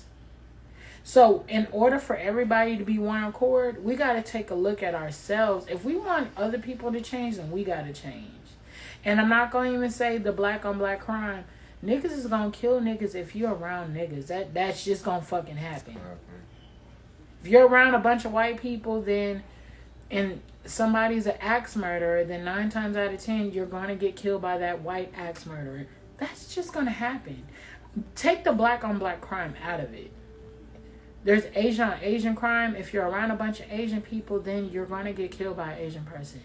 If people are killing people. And a lack of resourceful. And a lack of community. And not even that. If there's just a crazy white person around a bunch of other white people, then you're going to get shot by a white person. Get shot, and then somebody who was related or had a relationship of some sort with that specific white person, they gonna feel some type of way about it. Then they gonna go bang on somebody else, and then bam, what happens to the crime? Hatfields and McCoys. Yeah, you know, like there's the reason why there's black on black crime in a lot of these places, Chicago, St. Louis, Philly,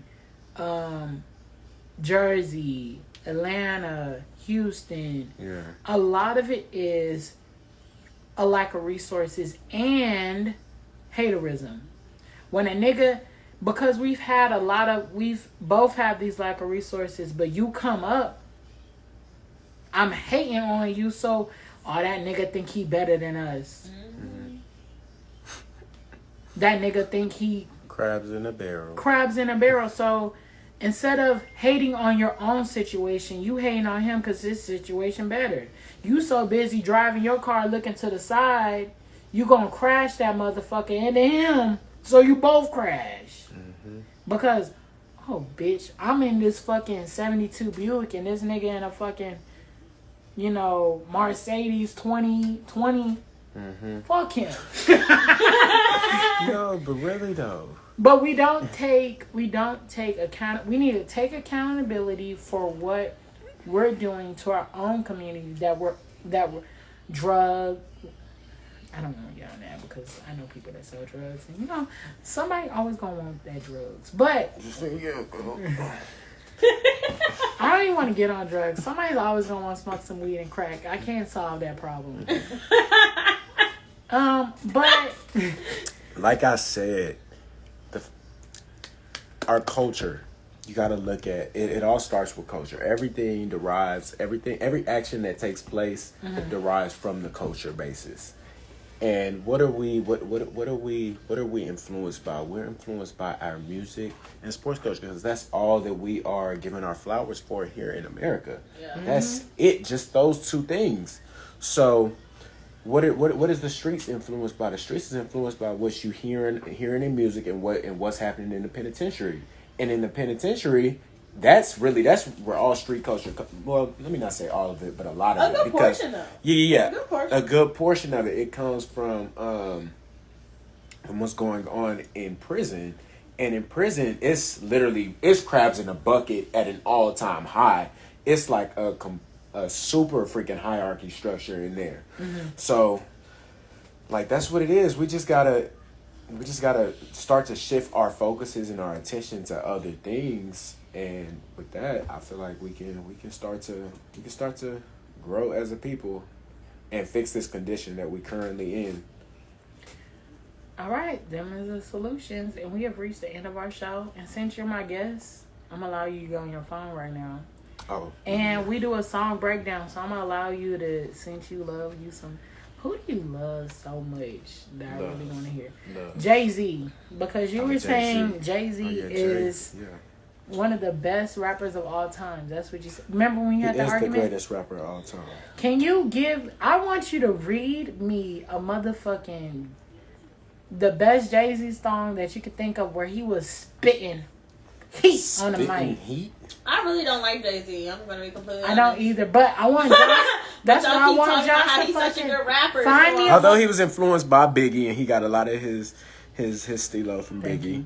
But I want you to read me. I want you to read me some heat someone please tell me what all the hype is, because you I don't understand. Nah, Josh told me, he said, "Oh, I know my hip hop history, so read me some heat from fucking Jay-Z." Some heat from Jay-Z. You look at me crazy, Josh, but I mean that shit. I gotta really narrow it down. Let's see. Read me some fucking Put me on the heat. spot. I did, because that's your nigga. But Jay-Z not my favorite rapper though. That's the thing. Jay-Z not my favorite rapper. I just acknowledge him. You said the greatest of all time nigga, like... You said the greatest of all time, so I need you to read me some fucking heat. Okay. Please bring me. Please bring me to the stove. All right, I'm on reasonable doubt right now. You gonna have to give me a little time because I'm gonna have to go down and see which album. But you be talking about. I mean, no, you got as much time as you need. Okay. Say less. You got as much time as you need. Go right ahead. I mean, I want this shit to make me say. Oh my God, that is. I need to feel this in my soul. Okay. Because when Papoose rap, I go. When Nas rap, Papoose. Nas like that. Papoose. Nas like that. Yeah. Nas. I ain't never went. You know what? Papoose is so good. He just can't find. Like he just can't catch a break. Papoose is the greatest rapper of all time. Papoose. And I don't know what it is. I don't know who he aligned with, but he just can't catch a break. Is the well, let me say he's the best lyricist of all time. What about Fab? No. Fab is a great, but no. He's definitely a New York great. I don't think he's top 10 of rap. Mm-hmm. He's definitely a New York great. But no, I'm not gonna negate like he, can't be lyrical. So I had to. Papoose is the best lyricist. No, I'm not gonna negate it. No, Papoose really the really shit that he does on freestyles. No nigga has ever done. And really get that band the single he deserved because he just can't catch a break. His music just doesn't align with his music just doesn't align with the bars. His bars is bar none. He will out rap any nigga you can name. I'm gonna just give you one. His type I'm of rap. I'm gonna read the whole song. I'm gonna not the whole song, or you want to read this whole verse? I'm gonna read this whole verse. Read it for me. No, we need you to read it. We don't need to hear Jay-Z. We heard Jay-Z, but please read the bar. Motherfucker, say that I'm foolish. I only talk about jewels. Do you fools listen to music or do you just skim through it? See, I'm influenced by the ghetto. You ruined. See, he said, I'm influenced by the ghetto. You ruined. That same dude you gave nothing. I'm influenced by the ghetto. Okay. That same dude you gave nothing. I made something doing what I do, through and through, and I give you the news with a twist. It's just his ghetto point of view. The renegade. You've been afraid I penetrate pop culture. Bring them a lot closer to the block where they pop toasters. And they live with their moms, got dropped roasters. From botched robberies, niggas crouched over. Mommy's knocked up, cause she wasn't washed over. Knocked down by some clown when child support knocked. No, he's not around. Now, how that sound to you? Jot it down. I'm off beat with it. No, but it don't even matter that you're off beat.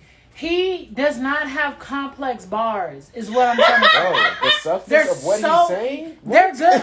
No, but I'm saying like this. For me, I know what you're saying. I'm saying as a collective whole.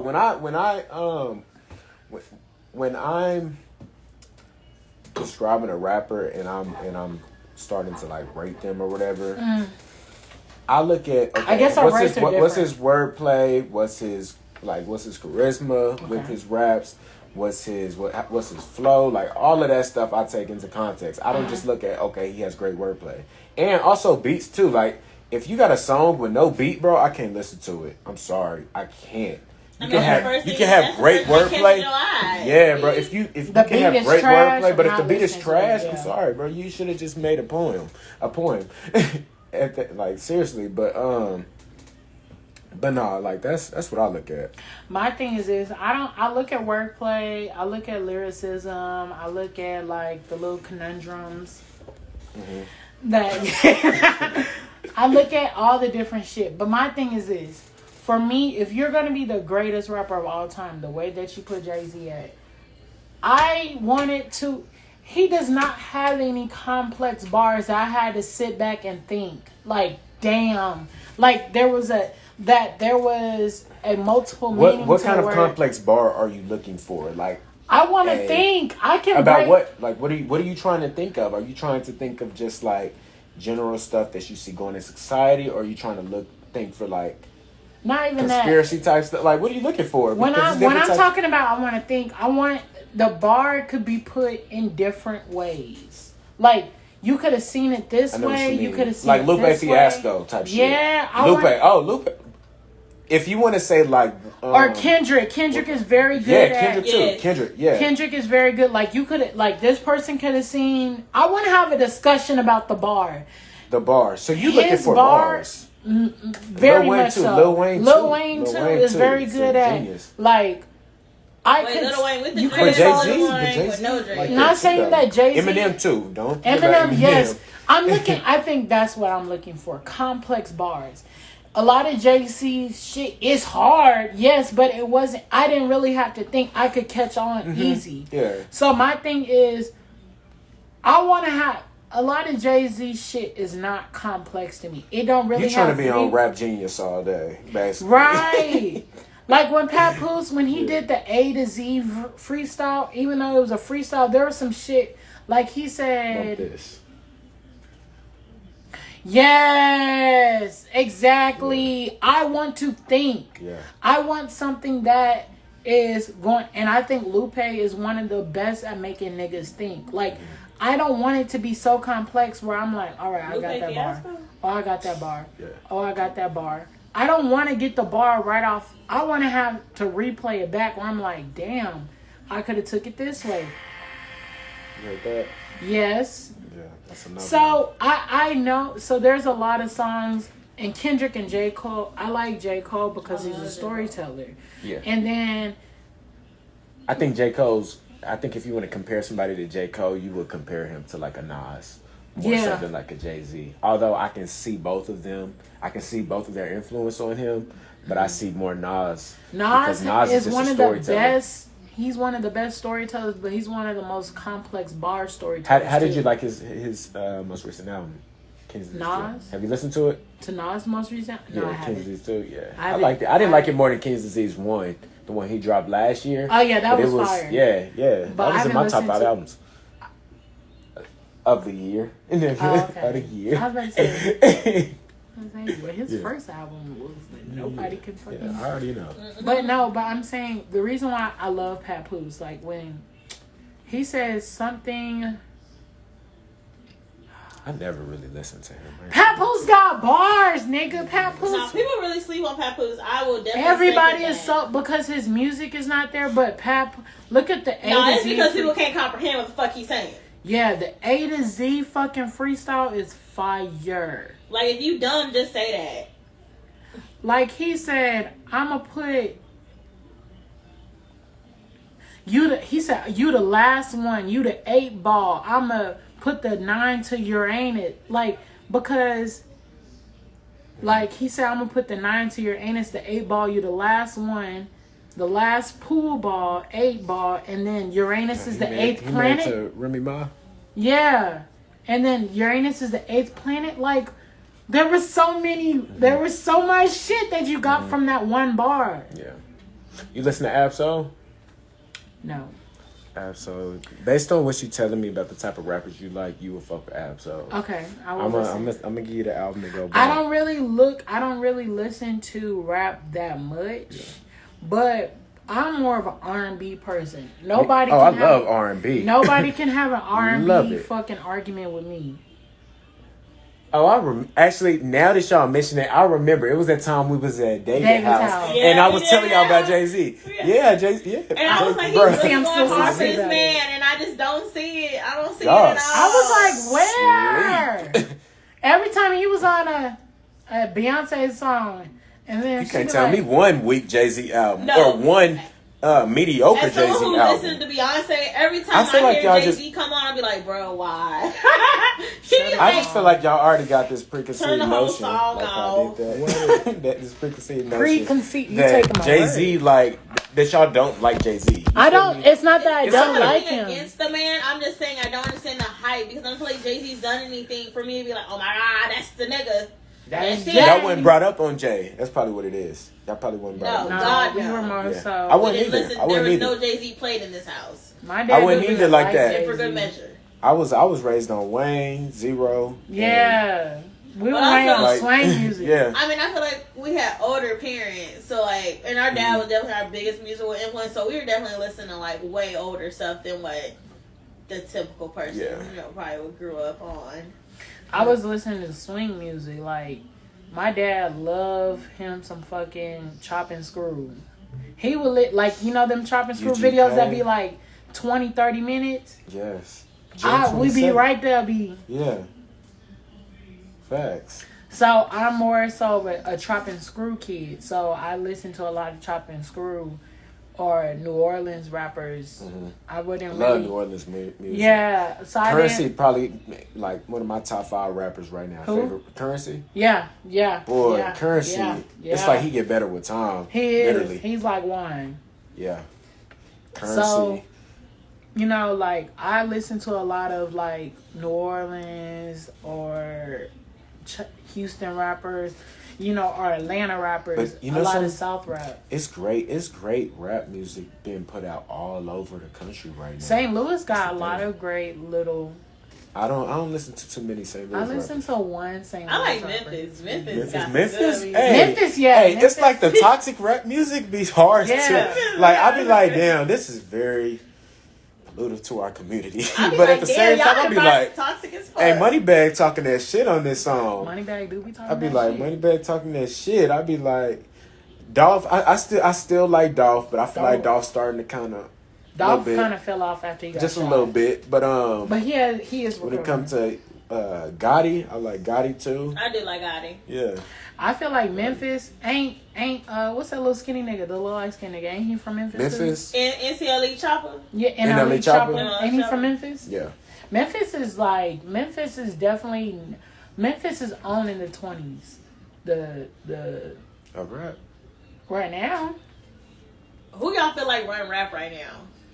You saying like state-wise? Or like area-wise? Just period. Like for the United States, who do you feel like is running rap? Now? Yes. Right now, for this moment in time. Right now. You talking about one person, you talking about an area like... I feel like only one person. Like Lil Baby. Lil Baby. Probably like a Lil Baby or... I would say Lil Baby and Lil Durk. That type Durk of is that type of trash. music is definitely what's like... Why you don't say Durk? Durk. Nah, I like Durk. Durk's music by himself is... Yeah. But his features be Prefer fire. Durk on a feature than Yeah, Durk is the Gunna. Durk is Gunna. Like, Gunna's music I do by not himself. like Gunna by himself. Nah, y'all sleep. I do Gunna like got Gunna some by himself. shit by himself. No, I'm not against Gunna, but I do not listen to Gunna. Gunna's by best Oh, shit y'all is tripping. features. Nah. Gunna, what was it The called? last album he Let had... me see. No, the first album he had by himself was kind of trash. He had some good songs on there, but the album as a Don't get me collective... wrong. No. That Drip Season 3, that His albums as a collective be Drip or trash. You know what I love about Josh? Drip or is Drown, hard for his artists. Josh No, Drip or Drown. The Wanna was cool. I like Wanna. that was trash. Wanna wasn't one of his better That albums, but Wanna was, hey, he could have left that Drip or alone. Drown too, and Wanna should have been gone. I'm gonna say I feel like Little Baby is carrying us right now. Lil Baby, yeah, Lil Baby What definitely between Lil carrying Baby us. and Moneybagg? Nah, Moneybagg, Money. Oh, I love Moneybagg. Moneybagg go hard, but I wouldn't say Moneybagg is like the face. He's one of the faces of hip hop right You don't now. feel I like feel like When I think top 5 rappers right now, I don't think Moneybagg. Who's your top 5? Top 5. Oh, Okay, when off it the comes dome. top 5, okay. No order. No order. Just Who's your top Mount 5. Rushmore of 2019? Conway the Machine. D Smoke. Okay. like D Smoke. D Smoke. Don't say no bullshit now. Josh, we allow I'm you to not. be on our platform. I'm not, If you want to get invited back, please say who I think you'll be. If you say who the fuck I think you about to say, I'm cutting the live. I'm saying just music quality wise. Just, Who's your top 5? yeah. This is my top 5. Please say who I. No, nigga, I'm not saying Papoose or whatever. the fuck. Who you No, think? no, You no, have no, Uzi first? no. I like Lil Uzi. No. I said Papoose. Oh. I was like, I fuck with Uzi. Please. Okay, who I got? Conway, D Smoke. I really like D Smoke. I'll probably go with Very underrated.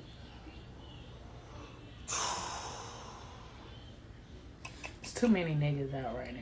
To be Not, honest. but I'm talking about niggas that's impactful. Do not say G Herbo. Hell no. He be having some nice songs. Definitely not. G Herbo comes I up with guess, good I songs, guess, but I guess as you a collective, could he put Lil cannot put Baby out in there. nothing. Lil Baby. Although he's not a Don't really you like disrespect Lil Baby. I know. I'm saying although he's not a deep type of rapper. Very non-complex bars. Yeah. But you can't. But he don't drop. But good you bars, can't and compare he's- New York his lyrical flow is to great. Atlanta Drops hits. Because that's So two that's different. three. New York lyrical and Atlanta rap is two different raps. 100%.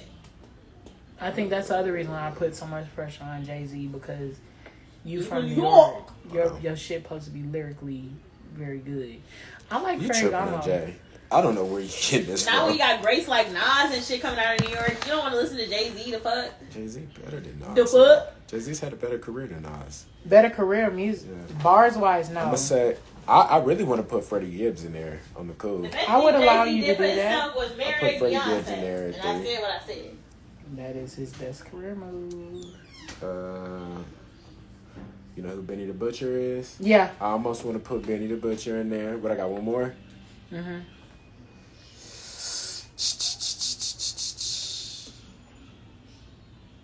Wait, nah, hold on. I had said Conway, D Smoke, Lil Baby, Benny the Butcher. Freddie, and yeah, that's 5. Oh, that's fine. Yeah. But then again, I often be changing my list, bro. I be That's going fine. through phases like. before It I all listen depends to on it. what you're looking for. Who your top 5? right now? Who your top 5? I'm kind of the wrong person to ask, because I really don't. Mm-hmm. I'm not gonna lie, I really don't listen to niggas now, because I feel like it be the same kind of It's a lot of good sound. music out there Yes, right it now, is. bro. It's a lot It's of a good lot of good hip-hop. R&B music. It's a lot of good out hip hop right too, now. bro. I'm telling you. I'm gonna push you. Hey, after this, I'm gonna push you on some. I guess on some I'm shit, bro. somebody that I really like. He's in jail now. I like Ferragamo. I think I heard it. The nigga who did Baby Mama and shit. Yeah, but I don't No, really he got some good I don't songs. be listening to that, He bro. got some good. No, he really got some good songs. No, he really. What is got he? A some- TikTok rapper? No, he's from Atlanta. I like Okay. Atlanta rappers. I think that's probably what it is. I Atlanta like rappers be Atlanta. hard. I like Atlanta and Memphis rappers. I think Future. Hey, Future. people better. Hey, people better remember that the years 2015 through about like 2014 20 through 2017. really Future had the game 2013. on lock, huh? 2013. 2013. Yeah. I'm saying when Future really started to like His peak was eclipse them. 2014. Yeah. Was his year was 2015. 2015 for sure. His year was definitely 2015. 2015. That's when he had dropped that. What was it? He dropped Dirty Sprite 2. Mm-hmm. Dirty Sprite 2, and I think that's the same year he dropped that collab tape with Drake. Mm-hmm. Yeah. Mm-hmm. Yeah. Don't give me the line. Little Baby, I really like. I can listen. Really, honestly, and truly, the reason. D Smoke, Lil Baby, Moneybag Yo. I just love Moneybag Yo's flow. Like I can listen. I can listen to Moneybag Yo. People like the Baby and shit. His voice gets annoying to me, and it's the same flow on every fucking beat. I feel you on that. No matter what the beat is, it's the same cadence. Yeah. I liked his earlier tape. I was really a huge fan of his earlier tapes. And I listened to his last album, his last solo album he dropped. Mm-hmm. And I liked it too. Like, I really had to listen to it a lot of times before I was just like, okay, this is actually a good tape. I don't Because like at that. first, like, my first time spinning it, I was like, This trash. oh, this is just, it sound the same. So, I am that statistic of you got to catch me in the first 10 seconds or it's deemed as trash. I'm not honest with you. I'll be like, next song. But at the And that same was- time, I am one of those people who has to like listen to a song a few Over times. time. Yeah. A few times. That's why I was saying with that Kanye tape earlier. When you was like Kanye tape trash, bro. Because I listened to it earlier today. I listened to it like probably like up to like half of the album, and I didn't get like. It wasn't obviously it didn't have that effect on me off the jump, but I'm not just about to completely cancel it out and be like this tape ain't it. without giving it a whole spin. Wow. Damn, they took her account again. Your love is fading. They took my friend's Instagram account again. What she was doing? Show me pussy on the. Show me pussy on the. Put your pussy on Speaking of live. that, what you think about Boosie? Did y'all watch Boosie Breakfast Club interview? How he said he didn't have a problem with gay people and stuff and all that. I didn't watch the whole thing. Did you watch it? What? Boosie Breakfast Club interview? Well, let me go ahead and end the show. I don't follow Boosie. We'll like talk about that. Boosie online. Yeah. All right, you guys, this is the end of the show. This is Black BlaQueck. And if you want to be a future sponsor for the show, please email me at controversially. You know I don't know how to spell. I'm not the spell of me champ. I know I got 2 L's and a Y. But controversially Black BlaQuecK.pod@gmail.com if you want to be a future what is the word I'm looking for? Sponsor for the show. And please, I will see you guys next week, next Saturday and Sunday. I'm trying to get some a guy that's a realtor and a credit repair person on the show so we can really invest in my Black community with knowledge. So if y'all want to tune in for that, I'm trying to get those people on the show and talk about that. This guy here is going to be, we're going to do a health and wellness. We're going to have you come back. You're a workout person. So, but Josh, tell them where they can find you at. Go ahead and promote yourself. Where can they find you? You can follow me on Instagram on my personal account at _. Yeah, I think it's underscore. I gotta look because both my accounts almost if you damn want near to the slide in same. them DMs. Yeah, cut it out. You know, Hey, they trying to my personal account is J_WYDE21. if you nasty. Yeah, then my business account for my sports and fitness instruction is JW Performance_. Follow me on Instagram. That's it.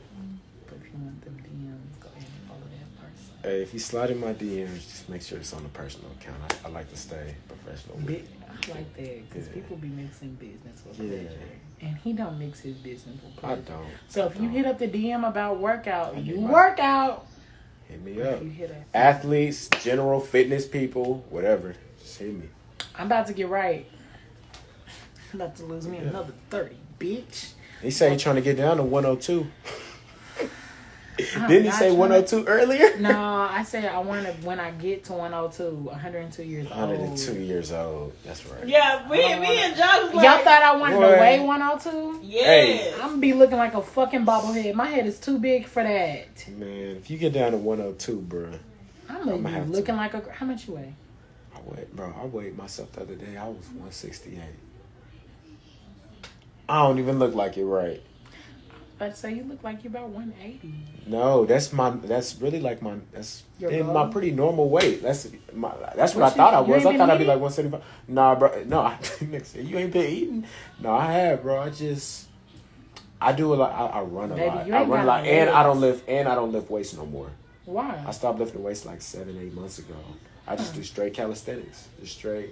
You need to body lift weight. some weight so you Nah, get some bro. body back. Bro, I don't lift weights. No, I you ain't stopped got lifting no legs, weights. Josh. Remember that post? I know. I ain't got no calves. I ain't got no calves. You But- remember that Hey, Snapchat I got- 2 years ago? I said, Josh, you need to work on your legs. You ain't got no legs. For real? No, I don't remember. You're gonna be looking like a pea. Do you just Hey. not want to be that big no more? I don't have no reason to. I'm not playing football at a competitive level. I don't have no reason to be swole.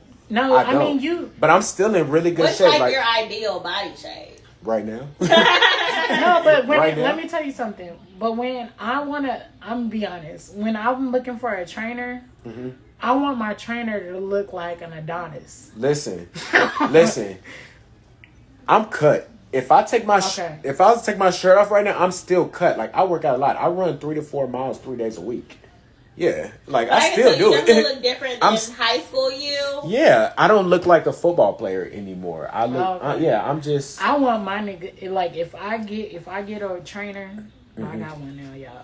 But before, when I was looking at him, I want my nigga to be. But the thing I is- want to look like that nigga. I've looked like I've looked like it all though. I've literally looked like a fucking pit bull before. And I've also looked just like I don't want my trainer to look like that. Come on, that nigga gonna have me doing. Hell yeah. I want that be my model type. Every time I see him, be like, do more. I be like, hell yeah, that nigga know what he's talking about. See, if you don't do more, I'm gonna bitch press your ass. No, I ain't gonna do that. No. See, for me, because I don't want to be that. You can probably do that to me now. I don't want to be that fit. What so are you, like 180? So nice. I know, I am. I already know. No, you done lost a lot of weight, bro. I was 302. 215, about 215. I'm I think I weighed myself this morning. I think I'm 211. 211. What's your goal? Skinny. Get on, go to sleep. Right now, the only thing I could probably just maybe get my quads a little bit more. Mm-hmm. You want to be bigger? Yeah, get my quads a little bit more. I just want to be more because I really want to be faster. Like, I really want to be more explosive. Right. Like, whenever I want to have, like, when I play basketball, I want to be gone. You still be hooping? Yeah. So I think that's the only thing, like, so I know all your speed is back here, so I need my lower legs. Hammies and hips. Yeah, so basically I need all of this to be just, I want it to be fucking pit bull in the legs. It'd be weird seeing you muscular, because I've never seen you muscular. Right. I want to be pit bull in the legs. I really want my legs to be like, talk about when you walk them hoes flaring. Yeah. Yeah, I want to work on my flexibility in my knees. Right. And I want to be more explosive. Like, I need to be more quick-footed. Yeah. So I need to be more light. I want to be more light on my feet. Yeah. Gotcha. So light on my feet, burst, and quick-footed. And where you be hooping at? Over the comments. All right, y'all. I'll talk to y'all later. My bad. yeah. I got you. I need motherfuckers. My bad. Finding me.